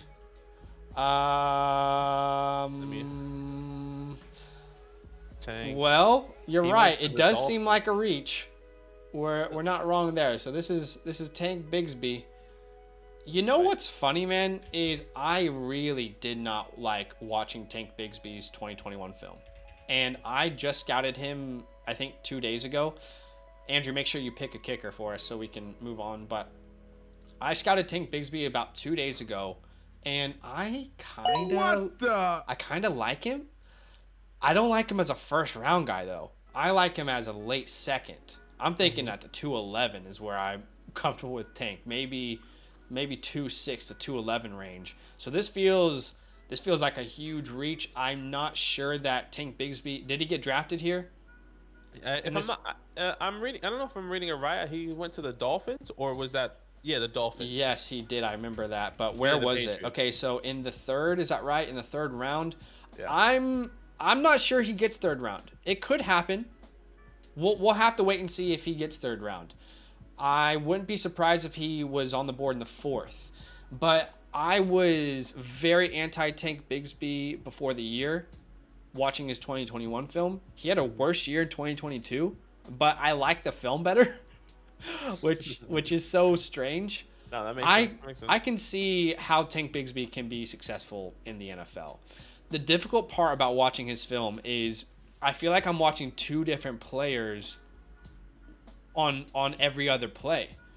I don't see the same consistent player every play, and it's frustrating because on one play I'll be like, oh my god, that's like a top 3 running back in this class, and then the next play I'm like, how did he not see this read? And where's the explosiveness? Where's the burst? This is definitely just a jag. I don't understand the inconsistencies in his game. I'm intrigued, but I don't understand the inconsistencies. I would say just quickly some things that I like about him. Very strong runner, can 100%. easily bounce off of defenders. Arm tackles are not going to work on Tank Bigsby. In fact, if you're playing, like, I made like a little connection point here, right? If you're playing a game and let's say Call of Duty, but you don't want the force feedback, so you can kind of like go beast mode. That's what Tank Bigsby does with arm tackles. Like, it's like he just turns off the force feedback. Like it's not even like it's happening. So really strong runner. In fact, yards after contact per attempt, he was 12th in the nation of running backs who had a minimum of 100 attempts. But there are serious concerns. The vision. There are so many plays where I'm like, what are we doing, man? You're missing so many extra yards with the lack of vision here. And there are times where on outside runs specifically, I think if he had the burst and he had the speed of some of these other really good running backs in the class, he would hit it. But I almost wonder if he doubts his ability to get the edge. And if you're doubting your ability to get the edge in college, then we go to the NFL and you're facing that speed. I mean, it's tough to see him being successful as an outside runner. It's kind of what I thought about a little bit about Brian Robinson. Like, you're really good up the middle, but man, if you're having to go lateral, it's a real concern. That's exactly what I was going to say. I see him more as like a complimentary guy that's going to come in and be the Brian Robinson. He's not a workhorse. Yeah, he's not the workhorse, but he's the Brian Robinson that's going to be your first and second down guy. That's going to punch it in. That's going to punch it in the end zone if you're in the red zone, and a guy that's going to try and get you first down. And if he breaks a run for 20-30 yards, that's a big plus. When Brian Robinson breaks a run for 10-15 yards, like, holy shit, it's Brian Robinson. Like, holy shit, it's going to be Tank. You know, like. I like that thought process here with Tank. So I haven't gotten to that scouting yet. But if I'm not mistaken, I think I've said something along those lines. Not that he was Brian Robinson, but I've said a mold of who Brian Robinson was at the time. Yeah. So I really like that. I think when I looked at pro comps, Brian Robinson was one of my comps. Absolute ceiling. I'm not gonna. I don't want to say this player and people are like, oh my god, are you crazy? You don't know what you're doing. I'm saying there are shades of this player, like 30% shades of like a Marshawn Lynch at times. Again, keep in mind, half the time I don't understand why he's a different player on different downs. Like the effort isn't there every single time, and the burst isn't there every single time. But I'm saying like Marshawn Lynch, like a 30% version of him is like the ceiling, and a Brian Robinson. I think the floor, which I actually think this floor is a very realistic possibility. How about like a Joshua Kelly with the Chargers? I mean, Kelly could have been a complimentary guy. He's working his way into being that for the Chargers. I see similarities in their game. But this, for me, Badake, is about a full round too early. I think it is a bit early. There are probably 4 running backs I'm still going to take over him. Yeah, it's definitely a bit on the board. So, yeah, a little early for me. But I was pleasantly surprised by reviewing his film this year, which is interesting. All right, let's see where Mike goes here at the 112. What's up, Trippy? Thank dude trolling. What's the general consensus with Josh Downs? I guess when we get to Josh Downs, we'll let you know there, Brian. Maybe Josh we'll talk about Downs when he gets drafted. We'll talk about him. Yeah. Shout out to everyone that's watching, man. Over here, 200, nearly 20 people watching, 133 likes. That's awesome, man. All right, who is it here? Mike Nugent goes off the board. Which, if Young Hoku's on the board and you're doing Mike Nugent, I mean, come on. You're kidding yourself. You've messed up big time. Let's find out who Mike is going to draft here. How many rounds? I think we're going to go 2. And as far as like this way of processing it, and I think 3 is going to be quick fire. We'll do a quick fire in 3. Yeah, sure. Not in love with the landing spot, but give me my RB3, Zach Evans. I like that pick. You know, Badake. Hey, thank you so much for the sub, Kyle. I really, really hate to say this because I've been a huge Zach Evans guy all year. But after re-looking at his film this year, I have more concerns than I did 2 months ago. And just to give people context, before the season started, we did a 2021 like review on all the players that were going to go into the 22 season. It's like a watch list. Yeah, exactly, a watch list, and we kind of reviewed them and say, okay, who we're gonna look out for and who we like and who we dislike. Zach Evans was a guy that I highly disliked coming into this season, and I didn't think he was gonna be the guy. But that's why I wanted to give the preference. And Zach was on the opposite side, saying that he really liked him.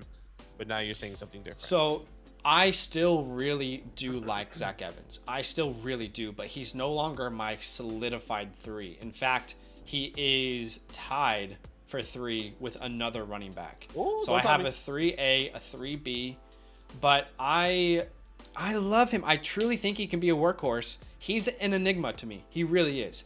If you pop on TCU film, this is like potentially a top 12 dynasty running back from day one. You pop on the Ole Miss film this year, it's like, oh wait, I didn't see that before. I'm not sure. Is he seeing that hole? And just quickly, I'll say the things I like and I dislike.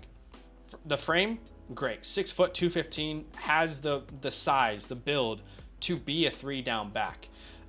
Great lateral quickness, quick feet. I think he's good at breaking tackles in the open field, has good burst, has good long run speed, great strength. So all of those things alone can carry him to be a very good NFL running back. The 2 things that I was really concerned this year, firstly, was the vision. There was a lot more times where I popped on Ole Miss film and I was thinking to myself, Zach, how were you not seeing this, man? How were you not seeing the right running lane here? And that is concerning to me because you can be the most talented, gifted athlete, the strongest player, but if you don't have good vision, it doesn't matter, right? How about Trent Richardson? Incredible athlete, strong player, really good in college, but didn't have the vision. And I have some slight concerns with his ability to find the best lane. Now, to combat though, he has great burst, great explosiveness. So when he doesn't find the right lane, he still makes good with what he chose. But speed and ability, like he kind of makes up for that in that area. Exactly. But anyway, the pass catching as well is a little bit of a concern to me because I wanted to see him take a next step. He didn't take a next step this year.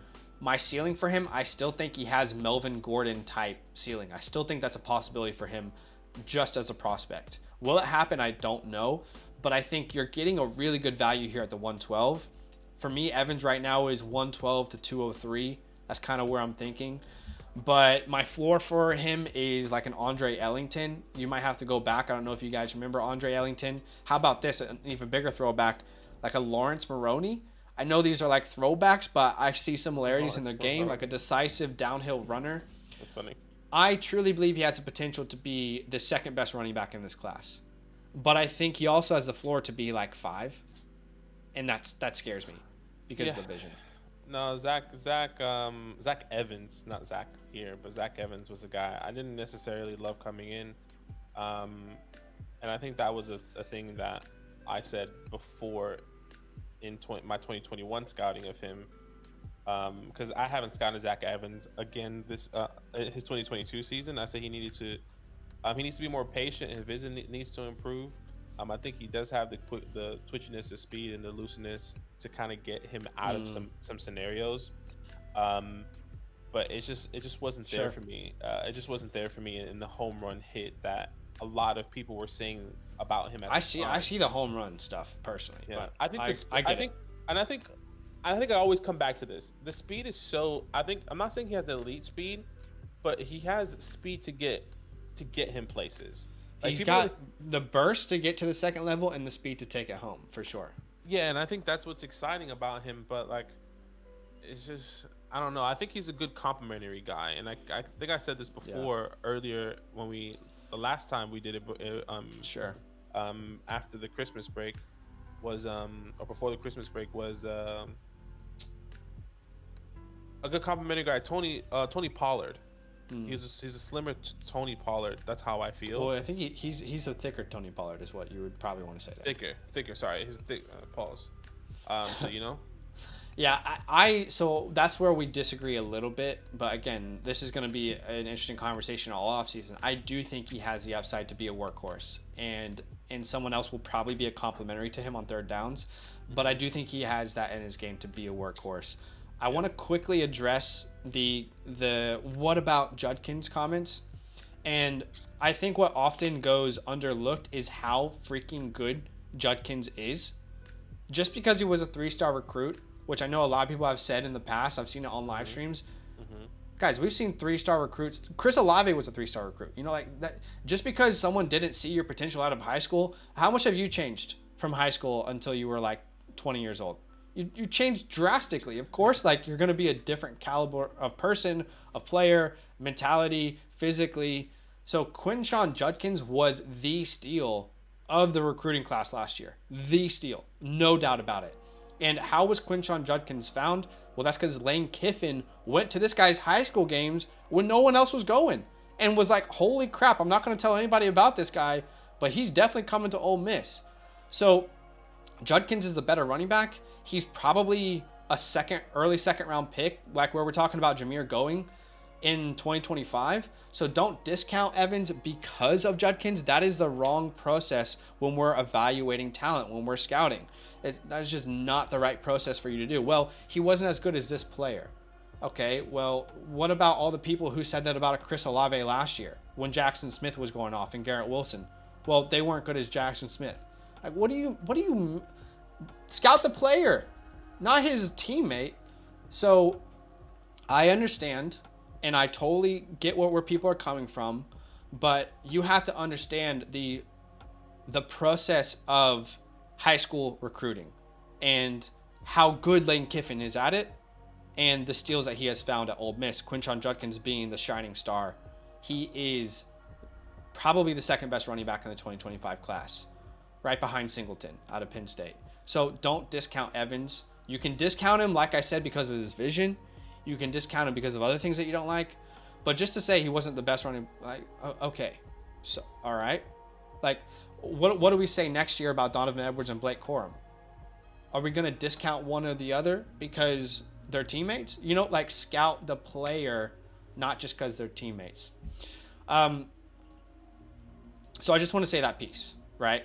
All right. So to recap, we have been live for an hour and a half. A long time. I really enjoy these conversations personally. Yeah, I like 100%. this kind of stuff. So Bijan goes 101. Then we have Bryce Young. Then we have CJ Stroud, Jackson Smith, Jahmyr Gibbs, Anthony Richardson, Quentin Johnston, Jordan Addison, Kayshon Boutte, Will Levis. I think the big surprise so far of this draft was Tank Bigsby at the 111 spot. I will still say that feels pretty high for me, and I know that you would agree. That's probably the biggest surprise of the first round. Would you agree? Yeah, I would agree. That's probably the biggest surprise of the first round. Then we have Zach Evans, who is the 112. Hey, that's the end of the first round. We're going to get to the second round here in 1 second. Can you guys do us a huge favor? 194 people watching. I'm pretty sure our like goal is 175, guys. So, I'm pretty sure our like all time. I had 175 on a single stream when you were in Brooklyn. Why don't we break that today? Brooklyn. I'm pretty sure our all-time record for likes on the stream is 175 while we're live. Do us a massive favor and drop a like on the stream. It's the easiest way for you to support our content, to help us grow as a channel. So if we can somehow get to that like 200 like mark, that would be absolutely incredible. It's the easiest way for you to support us. Why did we ask you for a like? Because it helps grow the channel, it helps the algorithm, it helps people find us, and it helps us grow the community. So we really do appreciate that. Again, the mock drafts landing spots are in the description below. And if you guys can do us a favor, and drop us a follow on Twitter. If you're over on Twitter, I'll put both myself and Badake's handles here. I have been grinding my arse off trying to get you guys filmed. Thank you, Ryan, for the sub. I have been grinding my arse off trying to get you guys film. Because we can't really show much film on YouTube because it will be demonetized and it'll be taken down. So I'm showing you as many players as I possibly can. I'm starting conversations over there. I'm showing you Zach Evans, film of Zach Evans, all 22 film. I'm showing you Sean Tucker. I'm showing you film of Jahmyr Gibbs. I'm showing you film of Bijan Robinson. I'm showing you Roma Dunze. I'm trying my best to be active over there on Twitter because I know it's a big part of the Dynasty community, and obviously Badake as well is getting more active over there on Twitter. So do us a massive favor, drop us a follow if you don't mind, and let's go ahead and get to the second round. Yeah, let's do it. Let's do what we do. Let's do it best, baby. Let's see what happens here. Second round. Second Still round. lots of talent on the board. Yeah, still a lot. Let's see where it goes. Let's see at the 204. Who can I get?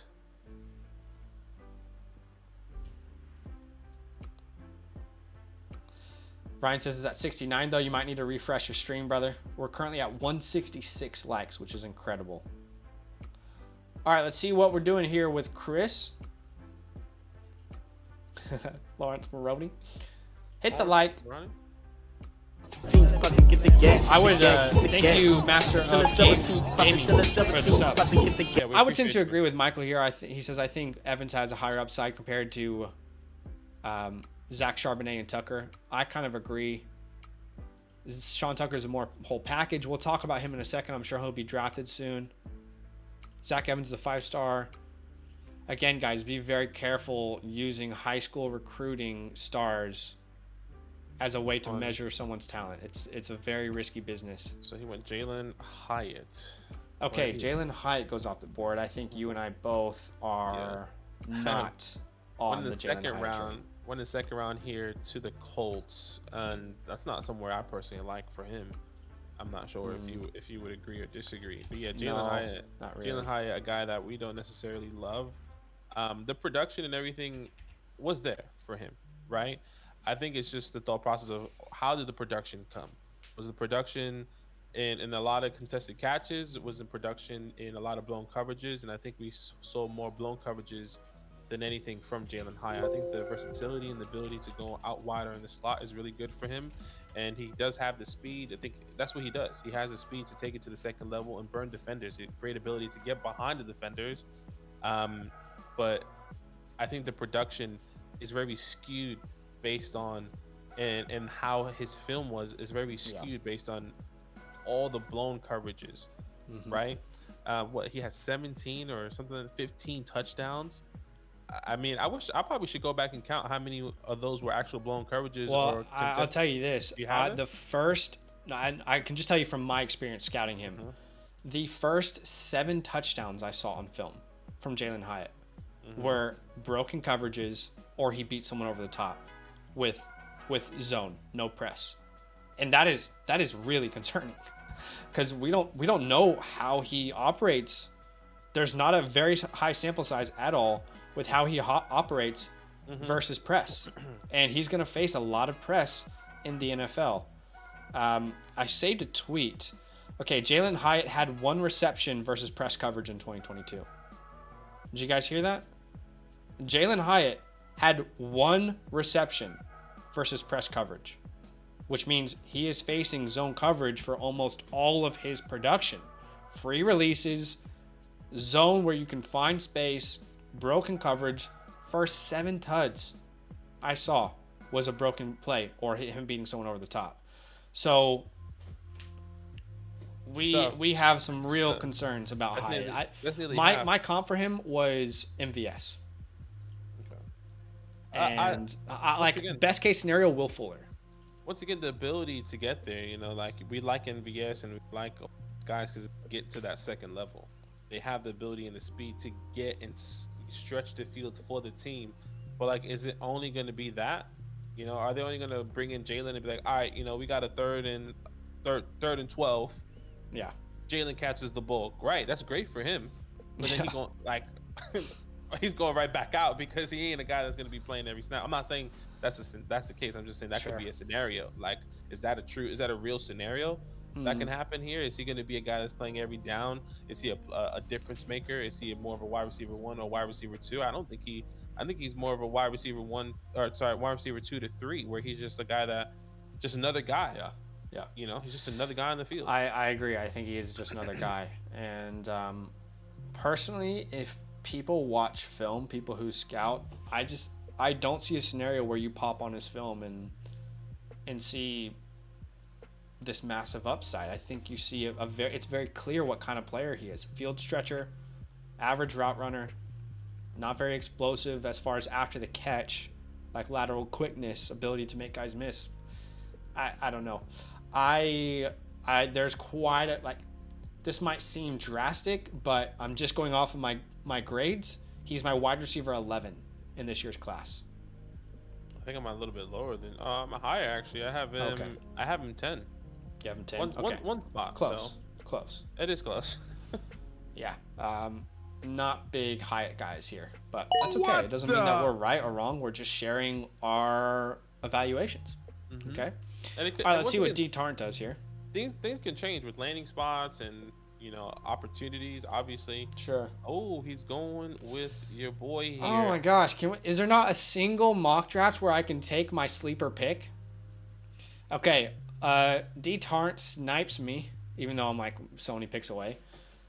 Xavier Hutchinson goes at the 2-2. I don't think you will find a single person on YouTube right now who is doing Dynasty rookie mock drafts where Xavier Hutchinson is going at the 2-2. You know, like, he's just not a player that people are talking about outside of this channel. I'm obsessed with him. Love his game. We'll definitely talk about him in 1 second, but I don't think he's going to, like, maybe towards the draft, he gets to this point and he starts going around the 2-2.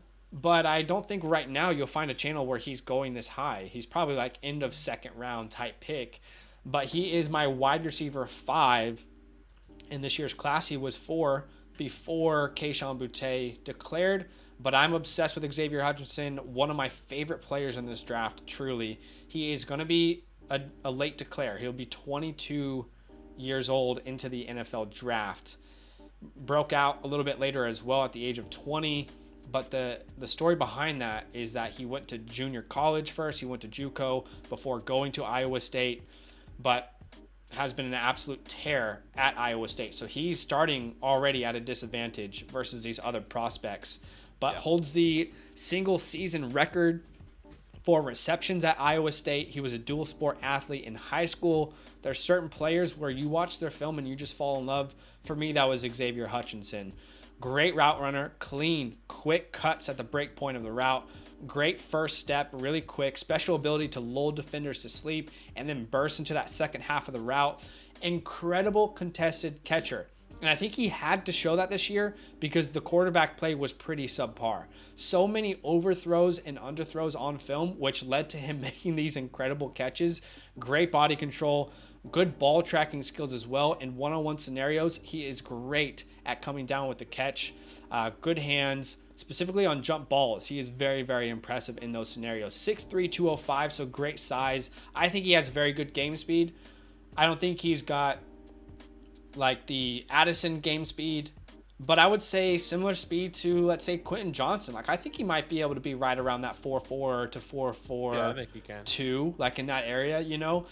But obviously, I think the only concerns for me are just where he gets drafted. I'm sold on this player completely. And my bold take on him is I said if Xavier Hutchinson was 2 years younger and he played for Alabama or Ohio State, he'd be a top 20 pick in the NFL draft. Like, he just would. That's how good he's been on film. So my comp for him, I'm thinking Terry McLaurin, Adam Thielen, somewhere around there as the ceiling. And keep in mind, it's not like either of those players were first-round picks or second-round picks. Terry was a third-round pick in the NFL draft. He developed into a really good player. My floor is a little bit lower, a Tyler Boyd, Paris Campbell type of player. But I really, really love Xavier Hutchinson.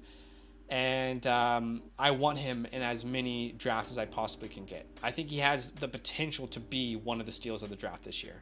Yeah, and I completely agree. I think there's one thing I said in my notes was that I think no matter whether he is drafted as a wide receiver or a wide receiver 2, he should be successful in those areas unless he gets drafted to a team where there's a lot of depth there. Sure. And it's not going to happen. Or draft capital is not there. Yeah, draft capital is not there. I mean, where did he go in this? I don't think he would have been drafted. This is what I'm saying. Like, no one's talking about him in mock drafts. And no one's talking about him. So, like, for example, it's just so many teams he can go to in the 3rd round, 4th round.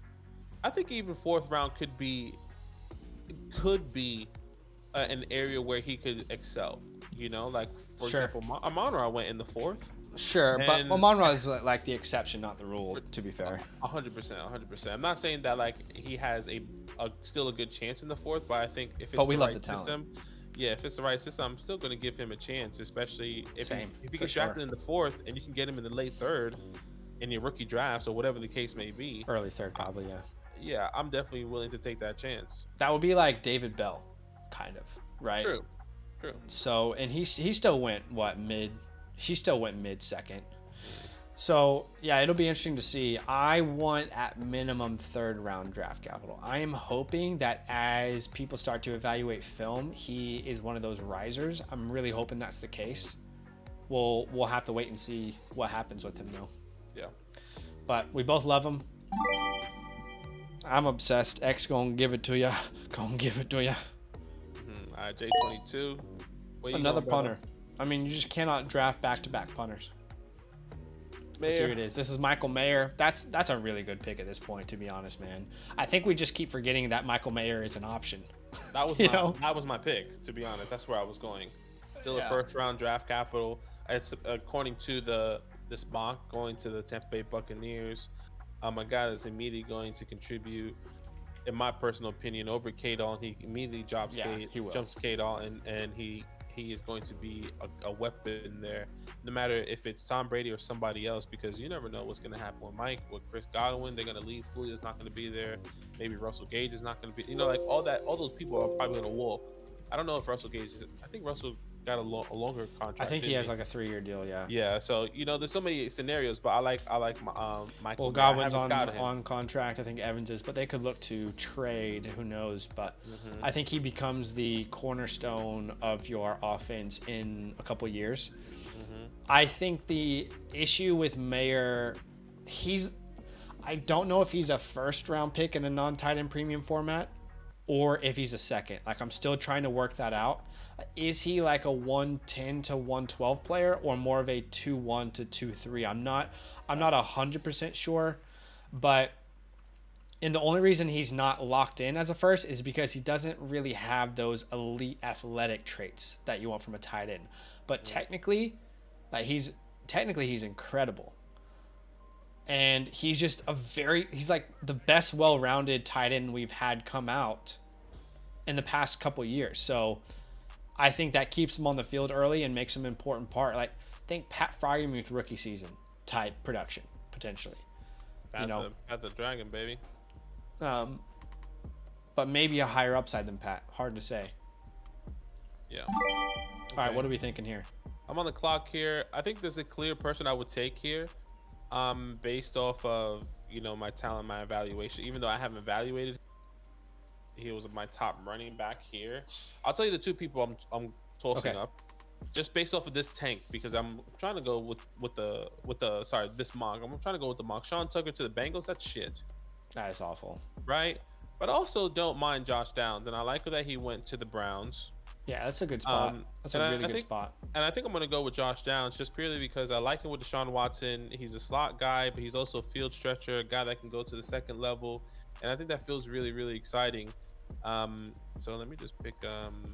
I feel like that's really good value too for him to be here for you. What the? Yeah, so I like that pick. Yeah, I like Josh Downs. He's currently my wide receiver. You're high on him, man. You're high. He's my wide receiver 4 right now, right behind Jordan Addison. But yes, I am higher probably than you. But I like what he's done. Obviously the size is a little bit. It's a concern. Obviously he's a bit smaller guy, 5'10". He's 5'10", 175 pounds. But I mean, I think he has the speed. I think he's the ability to adjust to the ball as well, in my personal opinion. And also, I brought this in that video of contested catches, and that he caught 6 out of 7 contested catches for 20+ yards. He plays like a big body guy in the second level. Is he a big body guy? No, but doesn't mean you're gonna be able to knock the ball out of his hand, or he's not gonna go up and try to contest it. He's gonna play big, and he's gonna go up and get it. And that's what I really like about his game, especially if you're gonna be playing with someone like a Deshaun Watson that loves to spread the ball around and do everything possible. But I like that what he can bring. I think my main concern is his size. Can he get there? Is he only going to be limited to a slot receiver? But I think I like him as a slot receiver, especially with the Browns. Mark Cooper on the outside, him in the slot. He immediately jumps David Bell, who was a 3rd round pick. Donovan Peoples-Jones is on the outside. If they do keep him, I think Josh will be a good great addition. You're also in a position where the Browns don't have much draft capital or really money to go out and sign another impact wide receiver. So he would have all the opportunity in the world to become a really important part of that offense. I like his game. I'm probably too low on him, but we'll see as time goes on. Mind you, that's the Browns' 1st round pick, essentially, right? Yeah. It is their first pick. Yeah, exactly. Still not 1st round capital. I know, but I'm saying in that sense, like, okay, they're spending their 1st pick.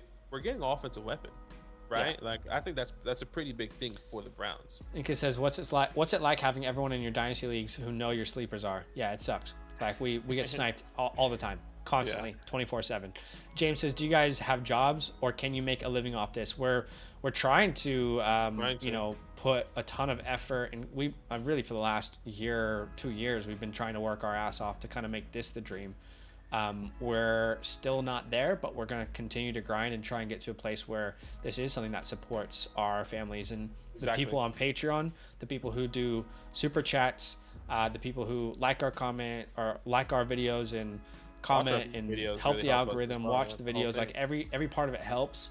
But I want to give a big special shout out to the people over on Patreon, because genuinely without their support, we actually couldn't pursue it this way. And it's crazy how much each individual person really means to us trying to thank you so much, Grant. It's crazy how much each individual person genuinely truly does mean to our ability to pursue it like this. So big shout out to those guys over there. Okay, so at the 205. Wow. But we do have like side jobs where we're putting money, making bacon on the table somehow. You gotta put food on the table. Daniel. At the 205, we've got Hendon Hooker. Hendon Hooker, the next quarterback off the board. What do you think about Hendon? Look, tough to evaluate right now.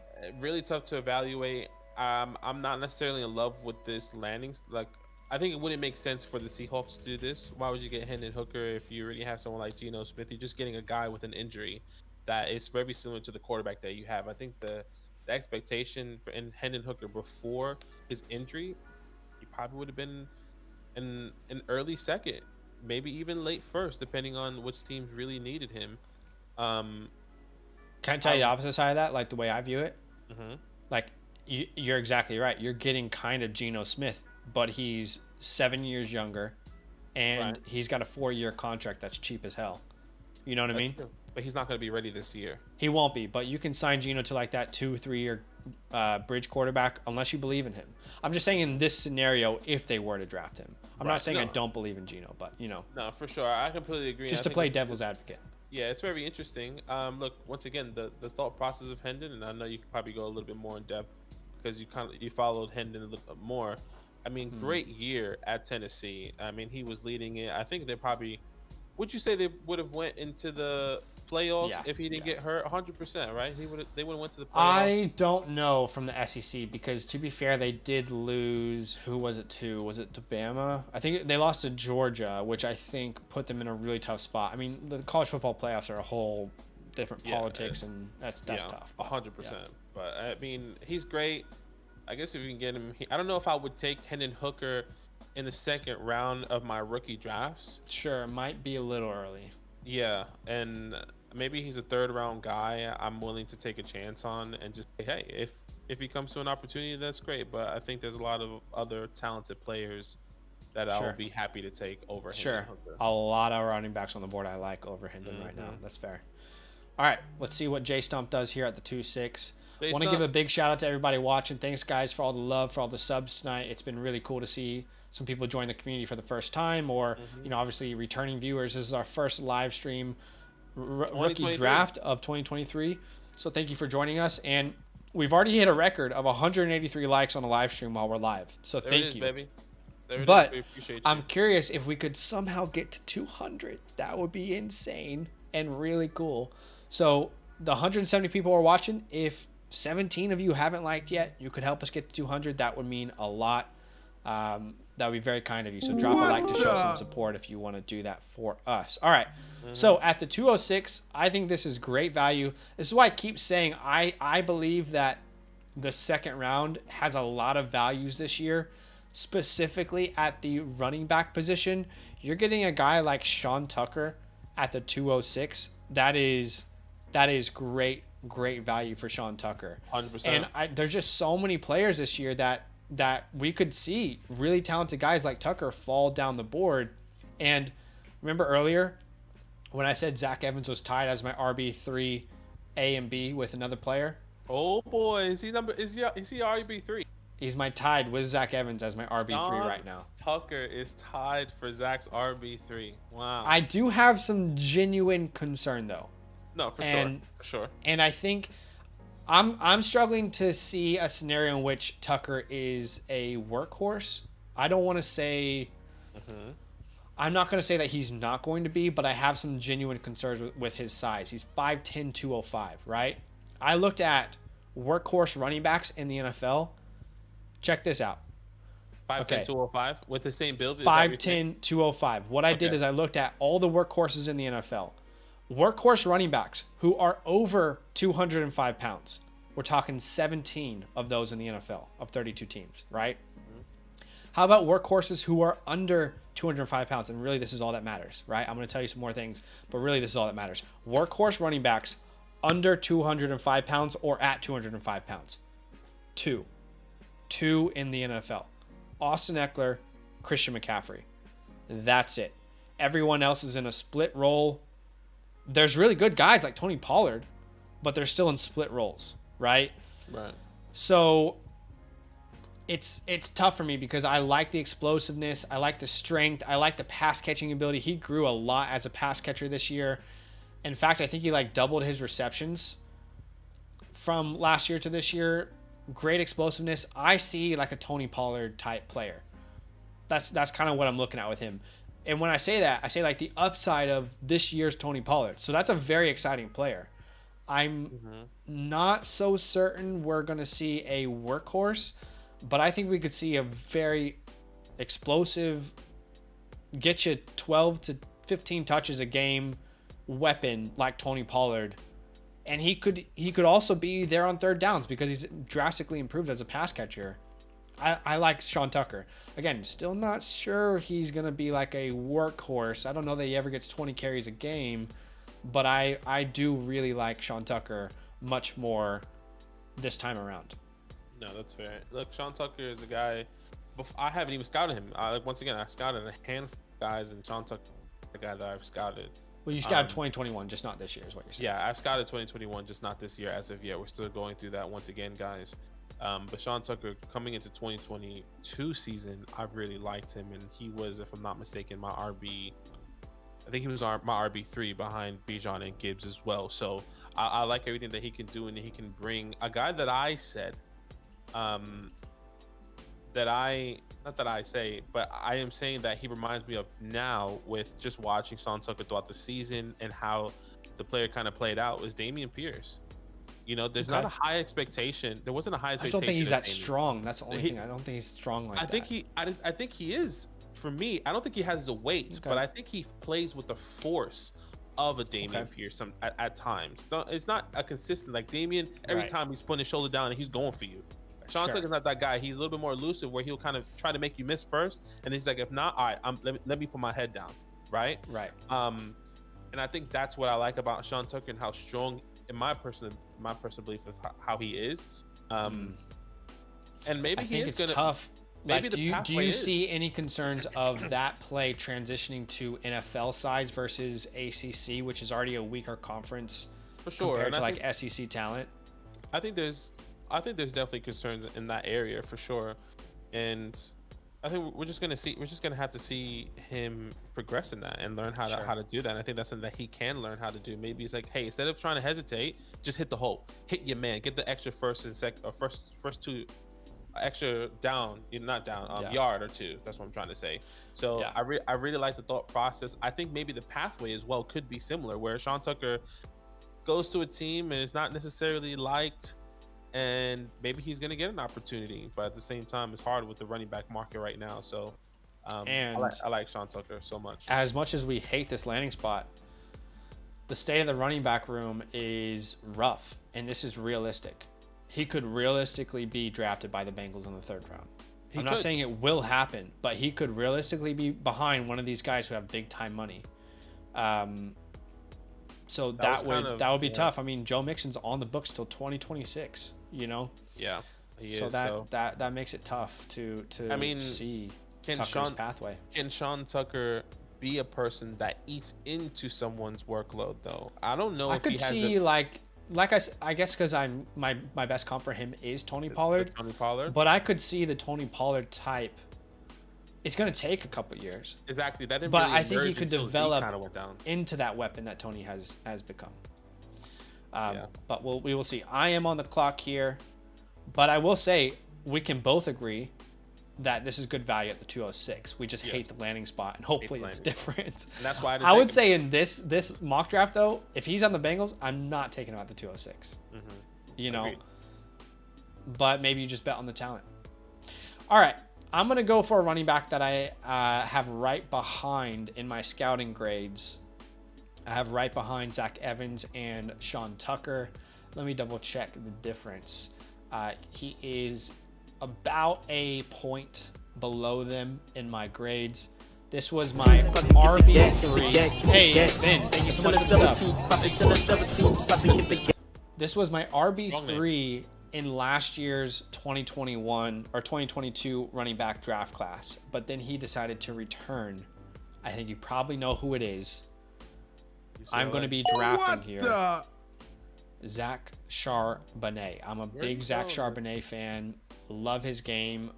Again, I still really wish he would have came out last year, because he would have been my RB3, and I think he would have been a great value, but I can respect his decision to stay. The reason he wanted to stay is because he wanted to win a Pac-12 championship. He wanted to improve as a pass catcher, which I think he did, and he wanted to finish his degree. So can we really fault him for wanting to do those things? The issue is he's going to be an older back already. He's going to be 22 years old entering, which means when he has that 4-year contract up, he will already be 26 years old. That's not exactly what we like. But when I look at like a ceiling of a player, I'm looking at like a James Conner, Deontay Foreman type player as far as the way that he plays. Okay. And the floor, how about like a Jamal Williams, Latavius Murray type of player? Now, some of those players had an interesting pathway to success. But still, as far as like when I see him on film, trying to replicate his game in a comp, that's what I see. Really, really love him. One of his goals was to improve as a pass catcher, and I genuinely do think that he did. He went from 23 receptions in 2021 to 37, and that might not sound like much to people, but when you consider the college football, like you don't see many backs getting over 40 receptions or 20 receptions. Like that is a very good number. 37 receptions, 44 targets for 320 yards. Like that is, he absolutely improved, not only production wise, but also on film. He's an angry runner, probably the angriest runner in this class. Finishes literally every run with power. Like he's going to smack you in the mouth if he gets an opportunity. He was 13th in yards after the contact, 13th in yards after the contact per attempt. All those being running backs with a minimum of 100 attempts this year.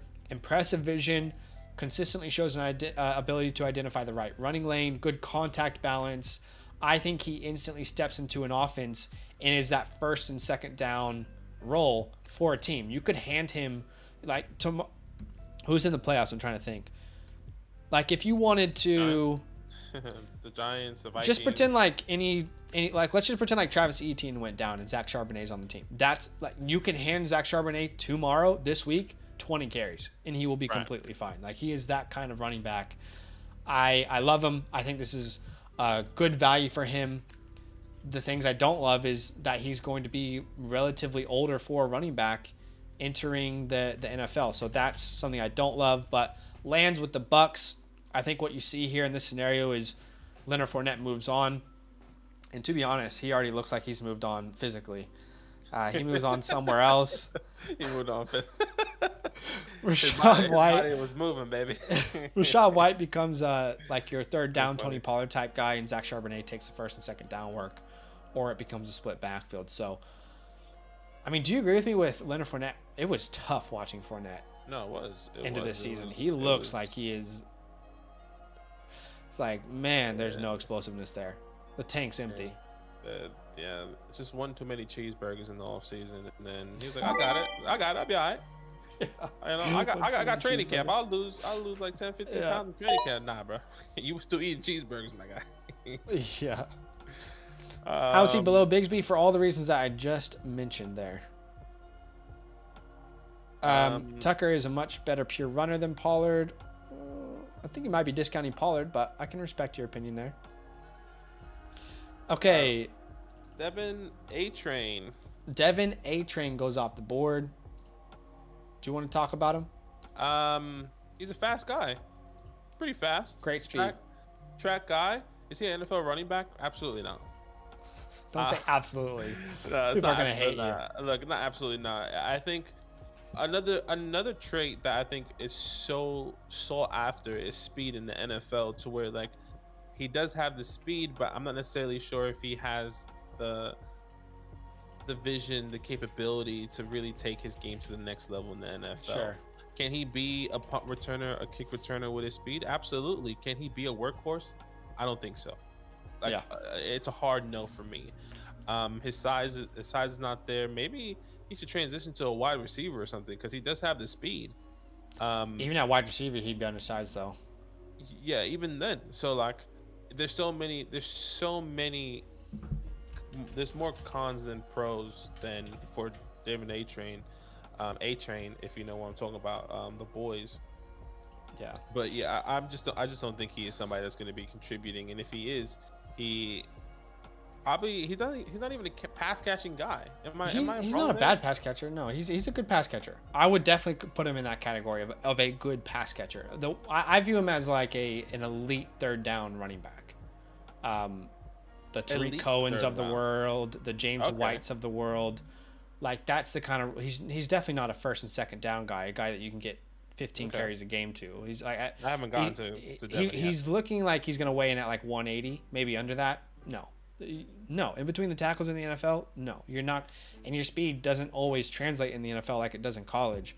Without a doubt, the fastest player in college football, but the size is a genuine concern, and it should be. So, yeah, like the J.D. McKissicks, the James Whites, the Tariq Cohens, but I think he has the ability to be even better than those players in that role, though, specifically in that role. But, yeah, there are certain people out there in the Dynasty community who are saying Devin Acane's a locked-in first-round pick. He is like the third best running back right after Jahmyr Gibbs, like top 6, top 7, top 8. We aren't that. It doesn't mean that we are wrong. It's just we have some genuine concerns because we have seen this story time and time again in the NFL. Quick, fast player in college, undersized, and we just think it's going to work out because we like his film in college. We've seen that fail so many times as well. Like, not even at the running back position, wide receiver position, whatever, like the skill position. Just because you got speed, I don't mean you're gonna be successful. Yeah. Yeah, no, I agree. By the way, Paulie ran a 4.52 40-yard dash. Tucker should run in the 4.3s with ease. Not a fan of that comp. Well, I guess if I was making player comps purely based off of a 40 time, I could understand. But there's probably 20 other factors that I see similarities in. But I can respect your opinion there. All right, the 209. Let's see what Jared does here. He already prompted with like what TCU flag. Let's see what he says. I imagine this is Kendre. I don't want to speak for him. That's what I'm assuming as well. Sean Tucker going to be closer to 210. Let's see. He could be. And I think that's what I was thinking too. I was like, I think he could be a little bit bigger. He's probably working out, trying to put weight. Obviously, he's going to try to put on weight, get his speed up, etc., etc. So we'll see what happens. Yeah. But yeah, Kendre Miller. This is Kendre Miller off the board. I was someone who was advocating for Kendre Miller. I'm not saying that I am no longer doing that. But what I am saying is I have more concerns after fully evaluating his film than I did before, which I just did this last week. I think he's a very good all-around running back, but there's no elite trait. And I think that's where he doesn't separate himself.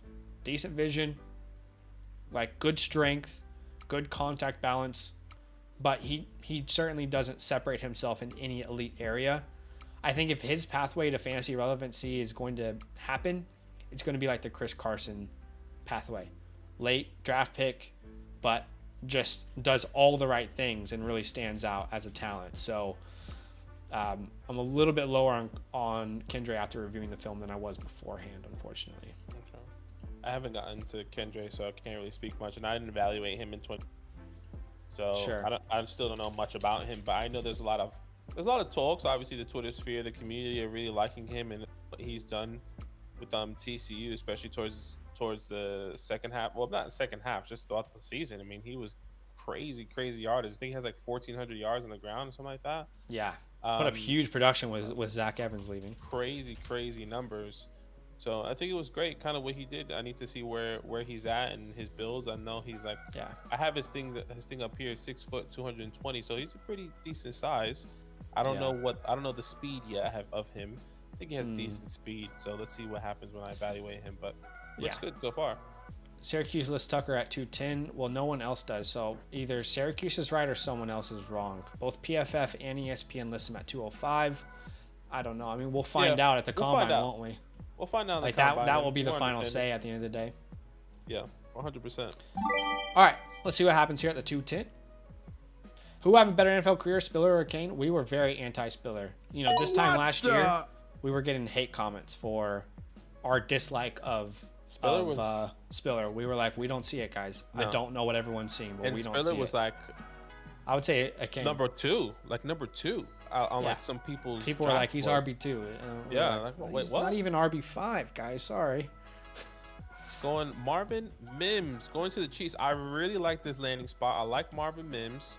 I like everything that he can do and he can bring. I really like this landing spot. Let me pull up his thing really fast, kind of talk about him a little bit more. But he's more of a true. You're much higher on him than I am. I have much more concern, but tell us what you're thinking. Marvin, my wide receiver 7 in this class so far, but I think he's a great slot receiver, especially kind of in this package of where we kind of see him going to the Chiefs. Not saying he's going to be the Tyreek Hill, but he's a guy that's going to play the slot for Patrick Mahomes in this scenario. Sure. But I think he doesn't have the home run speed, but I think the route running, in my personal opinion, it was a decent route tree, and I think the ability and the versatility to kind of get around was great. You know, he could go out wide and he can go in the slot, and what's crazy is that he did the majority of his work out wide with 68% out wide than 30 in the slot. So I think it was great. And the contested catch rate, 54% contested catch rate,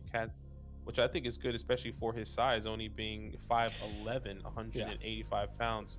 So I think it was fantastic. And I think the yak after the catch was good too. 12th amongst wide receiver in 2022 in college football. Obviously, that's a minimum of 55 targets. And if I'm not mistaken, that's probably like 220 something wide receivers or 240 something wide receivers in college football. Yeah. So the opportunity of him, you know, getting the yak ability is there. So I just really like Marvin Mims. I think he is special. And one thing I said in that video was that he was playing with Spencer Rattler, right? And I think that is a huge, and maybe it's my massive dislike of Spencer and my massive non-belief of him and him being successful. But we all know Spencer is very inconsistent. He throws sometimes an inaccurate ball. The talent's there, but Marvin Mims was trying to work with that. He was working with that for his career, essentially, right? And then he has Dylan Gabriel, who I didn't get much into detail of because I didn't really know who he was, but he just wasn't as good or even better than Spencer. So he had two really bad quarterback play in his career. So I really like Marvin Mims. I think the potential is there. I think he could be a wide receiver and a end of day 2 wide receiver guy, early day 3 wide receiver. Yeah, okay. That's how I'm seeing him. So you and I see him very, very differently, and like who knows who's right or wrong. I can definitely respect where you're coming from, but we see this one a little bit differently. So you've kind of highlighted the positives. I'll just on the opposite side just say a little bit about how I feel about him.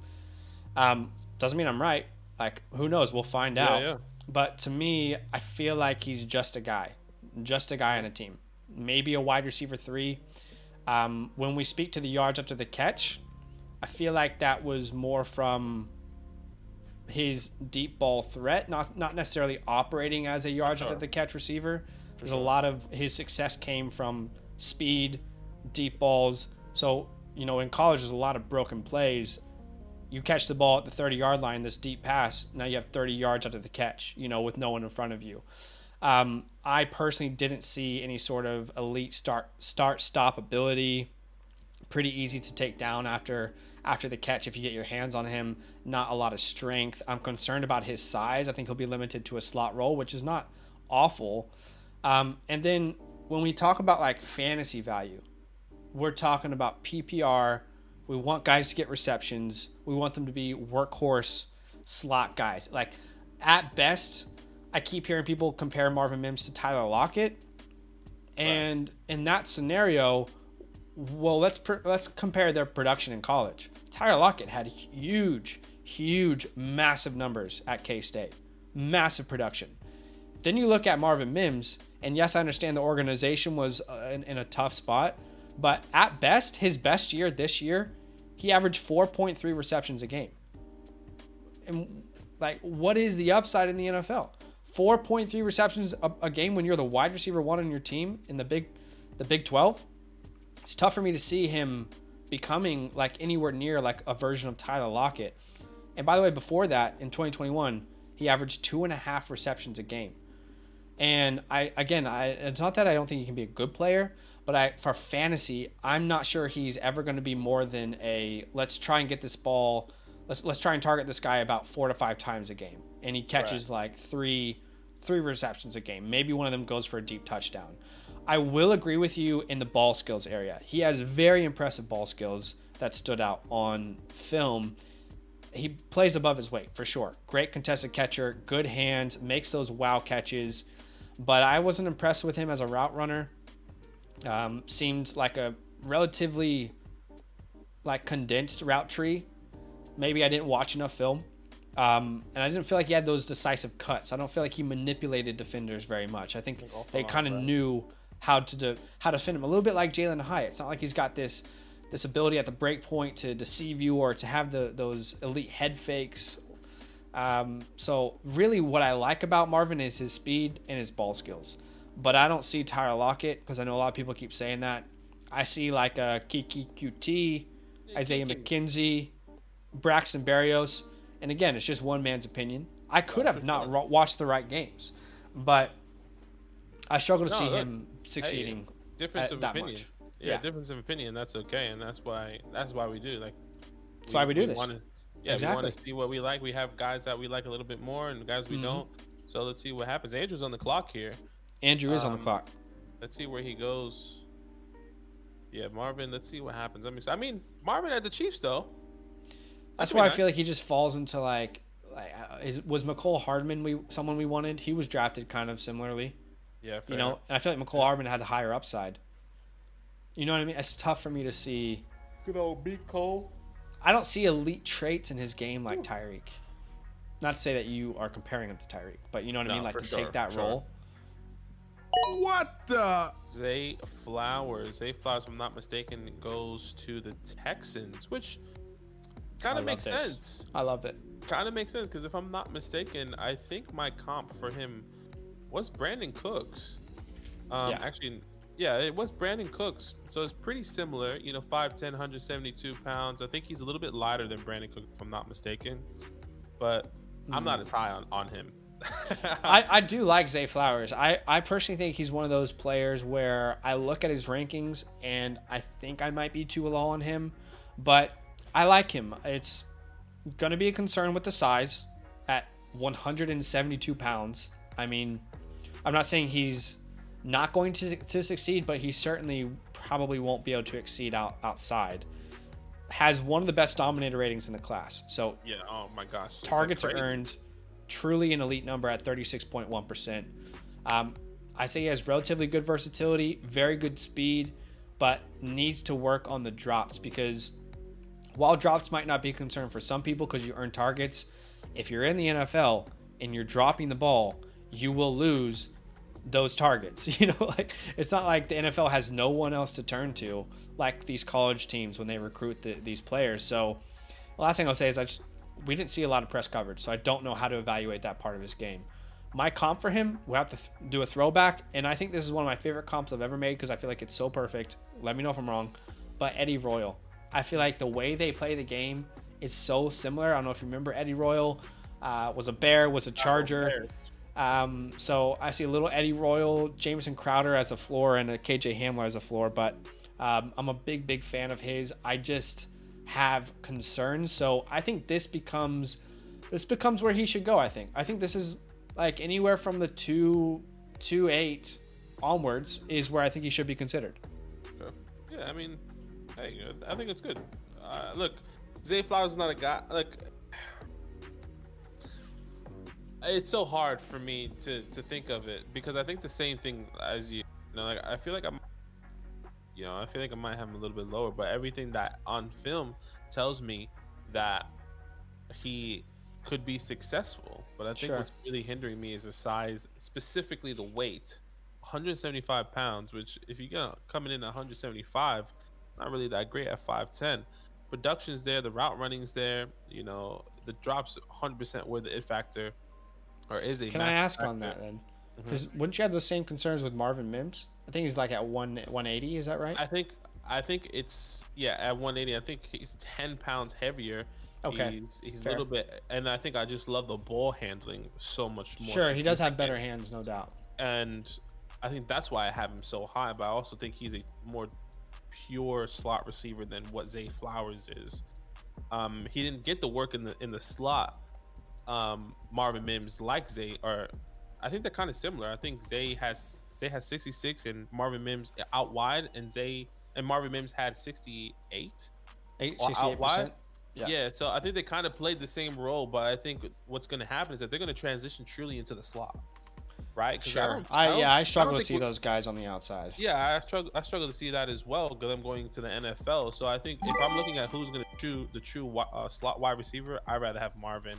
than Zay, I but get that. everyone has Zay so high as well. Like if you look around the league I or know. the community, they have him like top 5. You know. I can see how his game translates into him being a very, very good player. I just don't know what volume is associated with that. So we'll have to wait and see. All right, let's see what Mike does. Shout out to everyone who is mock drafting with us, waiting like hours to make their pick. I know. Then they make their pick, and sometimes we just shit all over it. We're like, no, this is way too early. You know, it's like, I just waited an hour for you to shit all over me. I'm so sorry. That's not the intention. It's just to say our thoughts. I think this is the last one that we will say like our true thoughts, and then we'll go quick fire. We're gonna go quick fire through the third round. Yeah. In fact, why don't we make the third round just you and I back and forth, real quick, just to make it quick. There's a Rashid Rice, he said. Oh, I love that pick. Love Rashid Rice. This is a great pick, man. I'm a big fan of this pick. He went to the Patriots. Oh, I love that landing spot. That's perfect. They don't have anyone like him. He says he doesn't like the landing spot. Is that right? No one. Yeah, there's no one on the Patriots like Rashid Rice. We drafted the alpha less than this. Yeah, I'm a big fan of Rashid Rice. He, I think, is around my wide receiver 6, if I'm not mistaken. I could be wrong. I'll have to double check that. But big body guy, very aggressive player, which you like to see. Good at the catch point. A little bit older coming out of SMU, but has the size that you want at 6'3", 206. Has the versatility. As a junior, he played 90% in the slot, and then as a senior, he played 82.5% out wide. So he has the versatility to play wherever you want him to. Very good contested catcher. I would say Chris Godwin reminds me a lot of Chris Godwin. I'm not saying he will be Chris Godwin, but keep in mind, Chris Godwin wasn't a first-round pick, so he developed into a very good player. Yeah. Okay, why don't we go through the third round, you and I, quick fire, just so we can not make the stream 17 hours long. Are you cool with that? Yeah, let's do it. Okay. I'm going to go ahead and let me just let people know in the chat.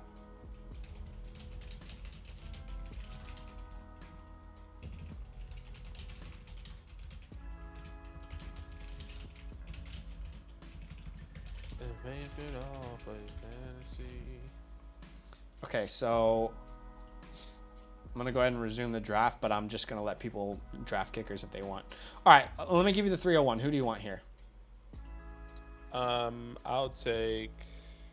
I need to do this fast. Let's do Parker Washington. Parker Washington. Love that. Love him. Love his play. I think he is a superstar could be a superstar in my eyes. I know I say that. Superstar. I mean, that's a high praise. It is high praise, but I like everything that he does, everything that he be. I think he's a dog. He's a guy that is 5'10", 215 pounds. I mean, according to this, he weighs more than Sean Tucker. But I like what he's doing. I like what he can do. I think he's really talented and going to be a prime, in my opinion, slot receiver, and he's going to be strong. So if you don't know Parker Washington, go watch his play. Yeah, I'm a big fan of his. I don't know if I can put the superstar tab on him, but I am a big fan. I'm not saying super. I think that was a little. Well, you said superstar. That was a little bit wild, but I think he could be special. I don't disagree. I think he can be special as well. Mm-hmm. All right. Unfortunately, Blake Corum is returning to school, so he's not really an option here. Just looking at the quarterbacks. Actually, before the quarterbacks go off the board, let me grab one of my favorite sleepers right now. I don't know if he's going to declare officially just yet, but I will take Rome Odunze here at the 3-2. I'm a big fan of Rome's game. We talked about it on the video we just released today, where we talk about wide receivers, but I think he has the potential truly to be an elite route runner. He has everything within his skill sets to be a very good route runner. I think he's underrated in that area. Good size, decent speed, decent after the catch. But the thing I fell in love with him is his ability to separate and kind of gain leverage from a defender. You're up. Okay. I think I'll go with another tight end. Second tight end here, Darnell Washington. Oh, that's a good pick. I think I'm okay here. 6'7", 265 pounds. I haven't done my scouting on him. We saw a little bit of him in the Natty. The Natty. I'm interested to see where he goes. He went here to the Saints. I mean, if he can get Chris Olave here, you know, apparently Michael Thomas is leaving. Get a big body guy down the middle of the field. I like that. Yeah. Darnell Washington's interesting to me. I think at the 3-2, this is a very good pick. Do you feel like he's a second-round pick in rookie drafts, like non-tight end premium? Because I don't. I think he is a third.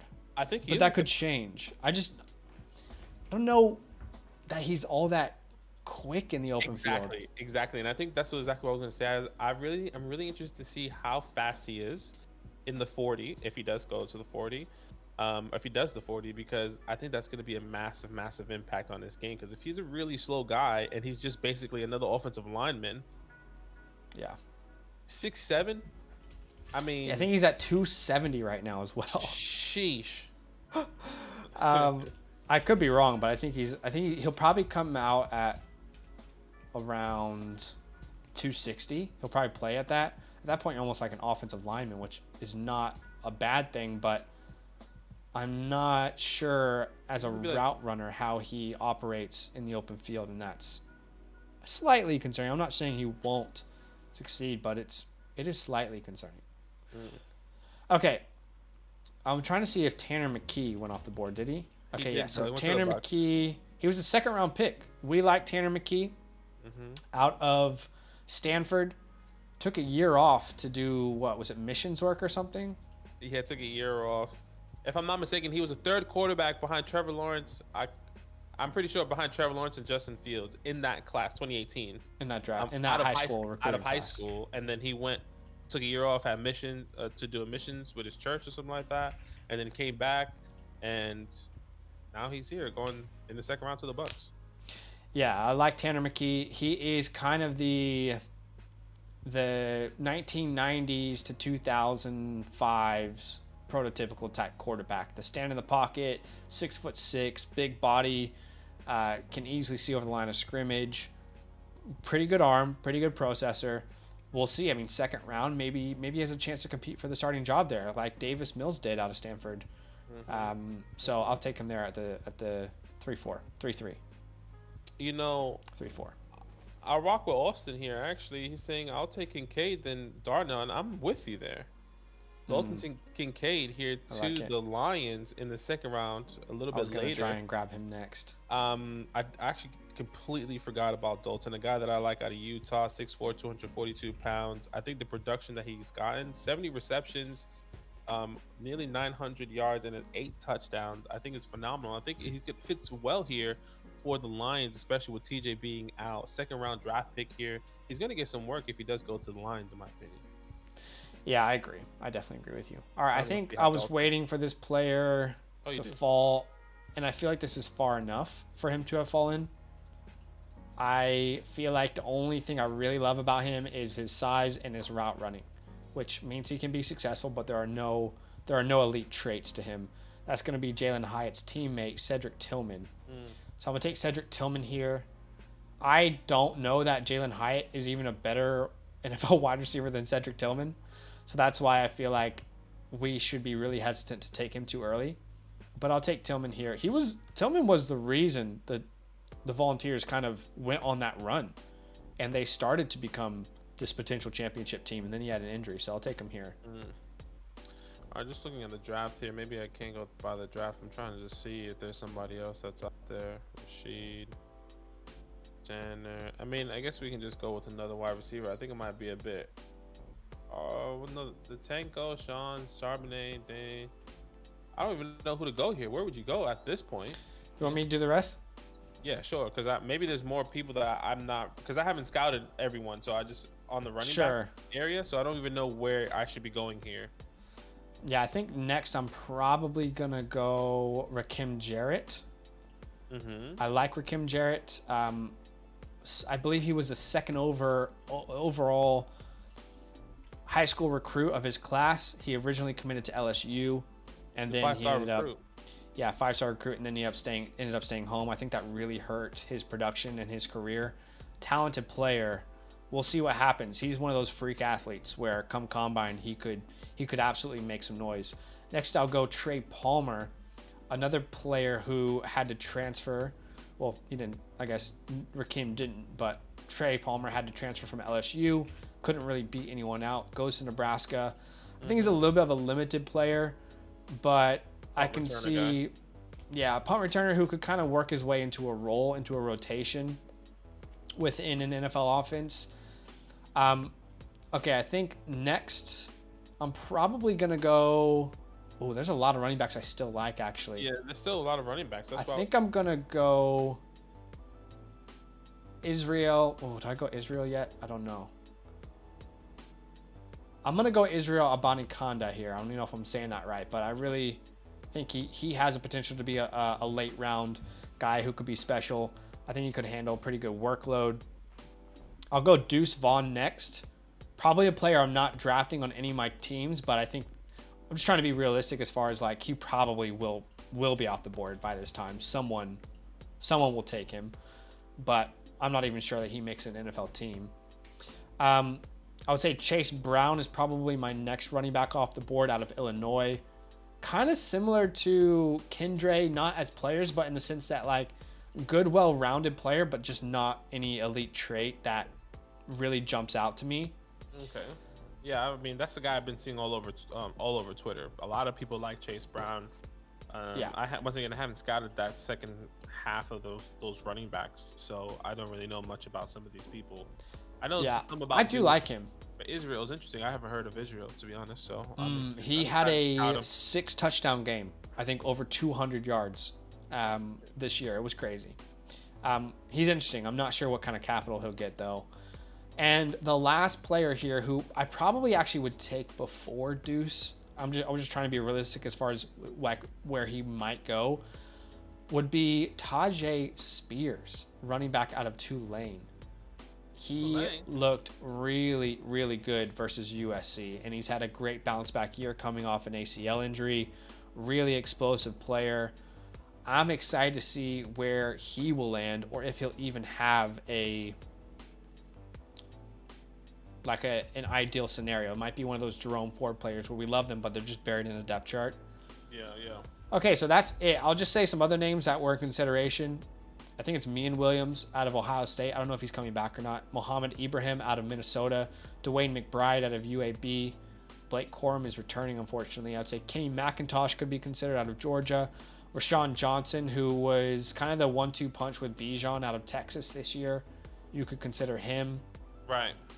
That's fun. Jaron Hall could be in consideration here. I don't know if he got drafted or not. You could consider A.T. Perry. I'm very, very low on A.T. Perry. You could consider Tucker Kraft, Luke Musgrave, both tight ends. So those are all names that I think could be in consideration for sure. But I feel like if we're honest, this kind of part of the draft, I would say 3-5 onwards is where anything could change. You kind of just go for like your guy, sure. Depending on the draft capital and where they're at, you kind of go get your guy potentially. Yeah, no, I definitely could see that happening. All right, guys, we're going to leave about 5 minutes for a Q&A. Shout out to everyone who is still watching. Yeah, awesome. This was really, really fun. I know it's a lot of conversation, a lot of talking, but we really enjoy it. So I hope that you guys enjoyed it as well. If I can ask, if you can do us a huge favor and drop a like. You guys have already helped us reach our like goal and absolutely smash it. We're at 219 right now, which is crazy. Every like really does help, and it helps grow the channel and helps us grow the community. If you are on Twitter, consider giving us a follow. I'll put my @ there. I try and put, film evaluation out and just start conversations as well. I'll also put Badake's @ as well. We have one Dynasty Orphan team available. Just one right now. I believe we already had another one filled while we were on the live stream. So if you would like to play Dynasty with us, or you want to take over an Orphan for someone, they're good teams as well with like lots of draft capital if you like rookies. Yeah. Check out our Patreon. I would first suggest to join our Discord and read the Follower League's info tab before you do that. But first to join will obviously get priority. And maybe we'll make a tier that's like a wait list. Because a lot of people want these orphans, but then they just go so quick. So maybe we should make a tier on Patreon where it's like a waitlist tier. Yeah, maybe. It could be good. Yeah. All right, let's do a quick Q&A, yeah? Yeah, let's do it. Steven says, wow, y'all don't stop. I'm 2 hours late to the party, and here we are. Do you guys envision Charbonnet as a 3-down? I'm big on Charbonnet. I don't know about you, Badake. I think he can, because he genuinely improved so much this year as a pass catcher. I don't think that it will naturally happen, but I think he could. Yeah, I think he can as well, which landing spot is huge for some of these guys, and I think landing spot is always massive, but I think landing spot in free agency is going to be huge for these running backs because I think there's going to be a lot of these guys in the late second round in your mock draft, in your drafts, where they're probably just going to go straight into a committee. Yeah. Unfortunately. So we'll see what happens. Have a good night, Jay Stump. Kyle says, how much should I want for Jay Jettas in firsts? I would say not only would you want like 3, but you would want those to be early to mid. You don't want none of those to be late. Let's say 3 is probably safe. Yeah, 3 is safe. But I just don't want to. I don't want to move him. I don't want to move. Exactly, 100%. I don't want to move him unless you have a terrible team. And even then, I'm like, you're not going to get better. I guess you could. You could build a more complete team, right? Yeah, you could build a more complete team, but I guess it all depends on how. But then you have to watch Justin Jefferson play every week and regret that he's not on your team. Steven said, joining a deep Debbie league this year, only Debbie spots, but the rest is crazy deep. Yeah, I mean, that's cool, awesome. Man. Debbie's a whole world of his own. 100%. It's like, we not only got 32 NFL teams, but you also got like 300 college schools, it feels like. Fantasy Santa says, who's your quarterback 1 in 2023 for the Commanders? I have this really awful feeling that it's going to be Derek Carr. Don't speak into existence. I don't want it to happen. It just feels like the Commanders' move to make. Right. Do you guys have money? I hope it's Anthony Richardson. We have decent money, but not really because we need to sign De'Aaron Payne. Do you have? I think he'll walk. You have enough to make a splash though. Like, do you have Lamar money, or do you got? We could make Lamar money if it was an option. Right. Okay. So I mean, you got money. We can. I'm saying we can cut people. Yeah. So we're not like stuck like the Saints were last year. Right. For me, it's clearly Danny Dimes. I mean, he made it to the playoffs. We're in the second half of the draft. Can't move on. In the first round, we can't really move on. So maybe we'll give him a 2-year contract. We'll see what happens. We continue to build around him until he truly falls off. So let's wait and see. But right now, Danny Dimes played a phenomenal game, phenomenal year. I think a top 10 quarterback in fantasy, which is surprising. If you would tell me the Giants would be in the playoffs, Danny Dimes would be a top 10 guy without Kadarius Toney, without Kenny Golladay, I'm laughing at your face. Totally. And like, when do we get him an elite wide receiver to see what he can do? Exactly. I mean, it's Dak. Crazy. Oh, okay. Fantasy Santa is Dak. Good to see you, Dak. Who's your quarterback 3 after CJ and Bryce? It would be Richardson for me. Yeah. Richardson between. I still have a soft spot for Will. It's Will for me. Okay. Only 3 Devy spots, but the rest of our league is super deep. Kyle says, so I was right to turn down a next year's first with 104, 109, and Bateman. Oh, yeah. Definitely right. Yeah. Agreed. I'm thinking Carr to the Jets, Brady to the Raiders. That could be cool. Hodgins and Richard James, elite wide receivers. Okay, that might be it for today, guys. We have been live almost. It's like 2 hours. Literally 11 to 12, 12 to 1. Nearly 3 hours. Nearly 3 hours. Because it's 1:40. Yeah. Thank you so much for hanging out with us. I hope you guys enjoyed today's stream. We will be back tomorrow with a Dynasty startup stream. Yeah. Join our Discord if you want to be a part of these or be a part of the community. And we will see you guys here very, very soon. All love. Enjoy your night. Huge love, guys.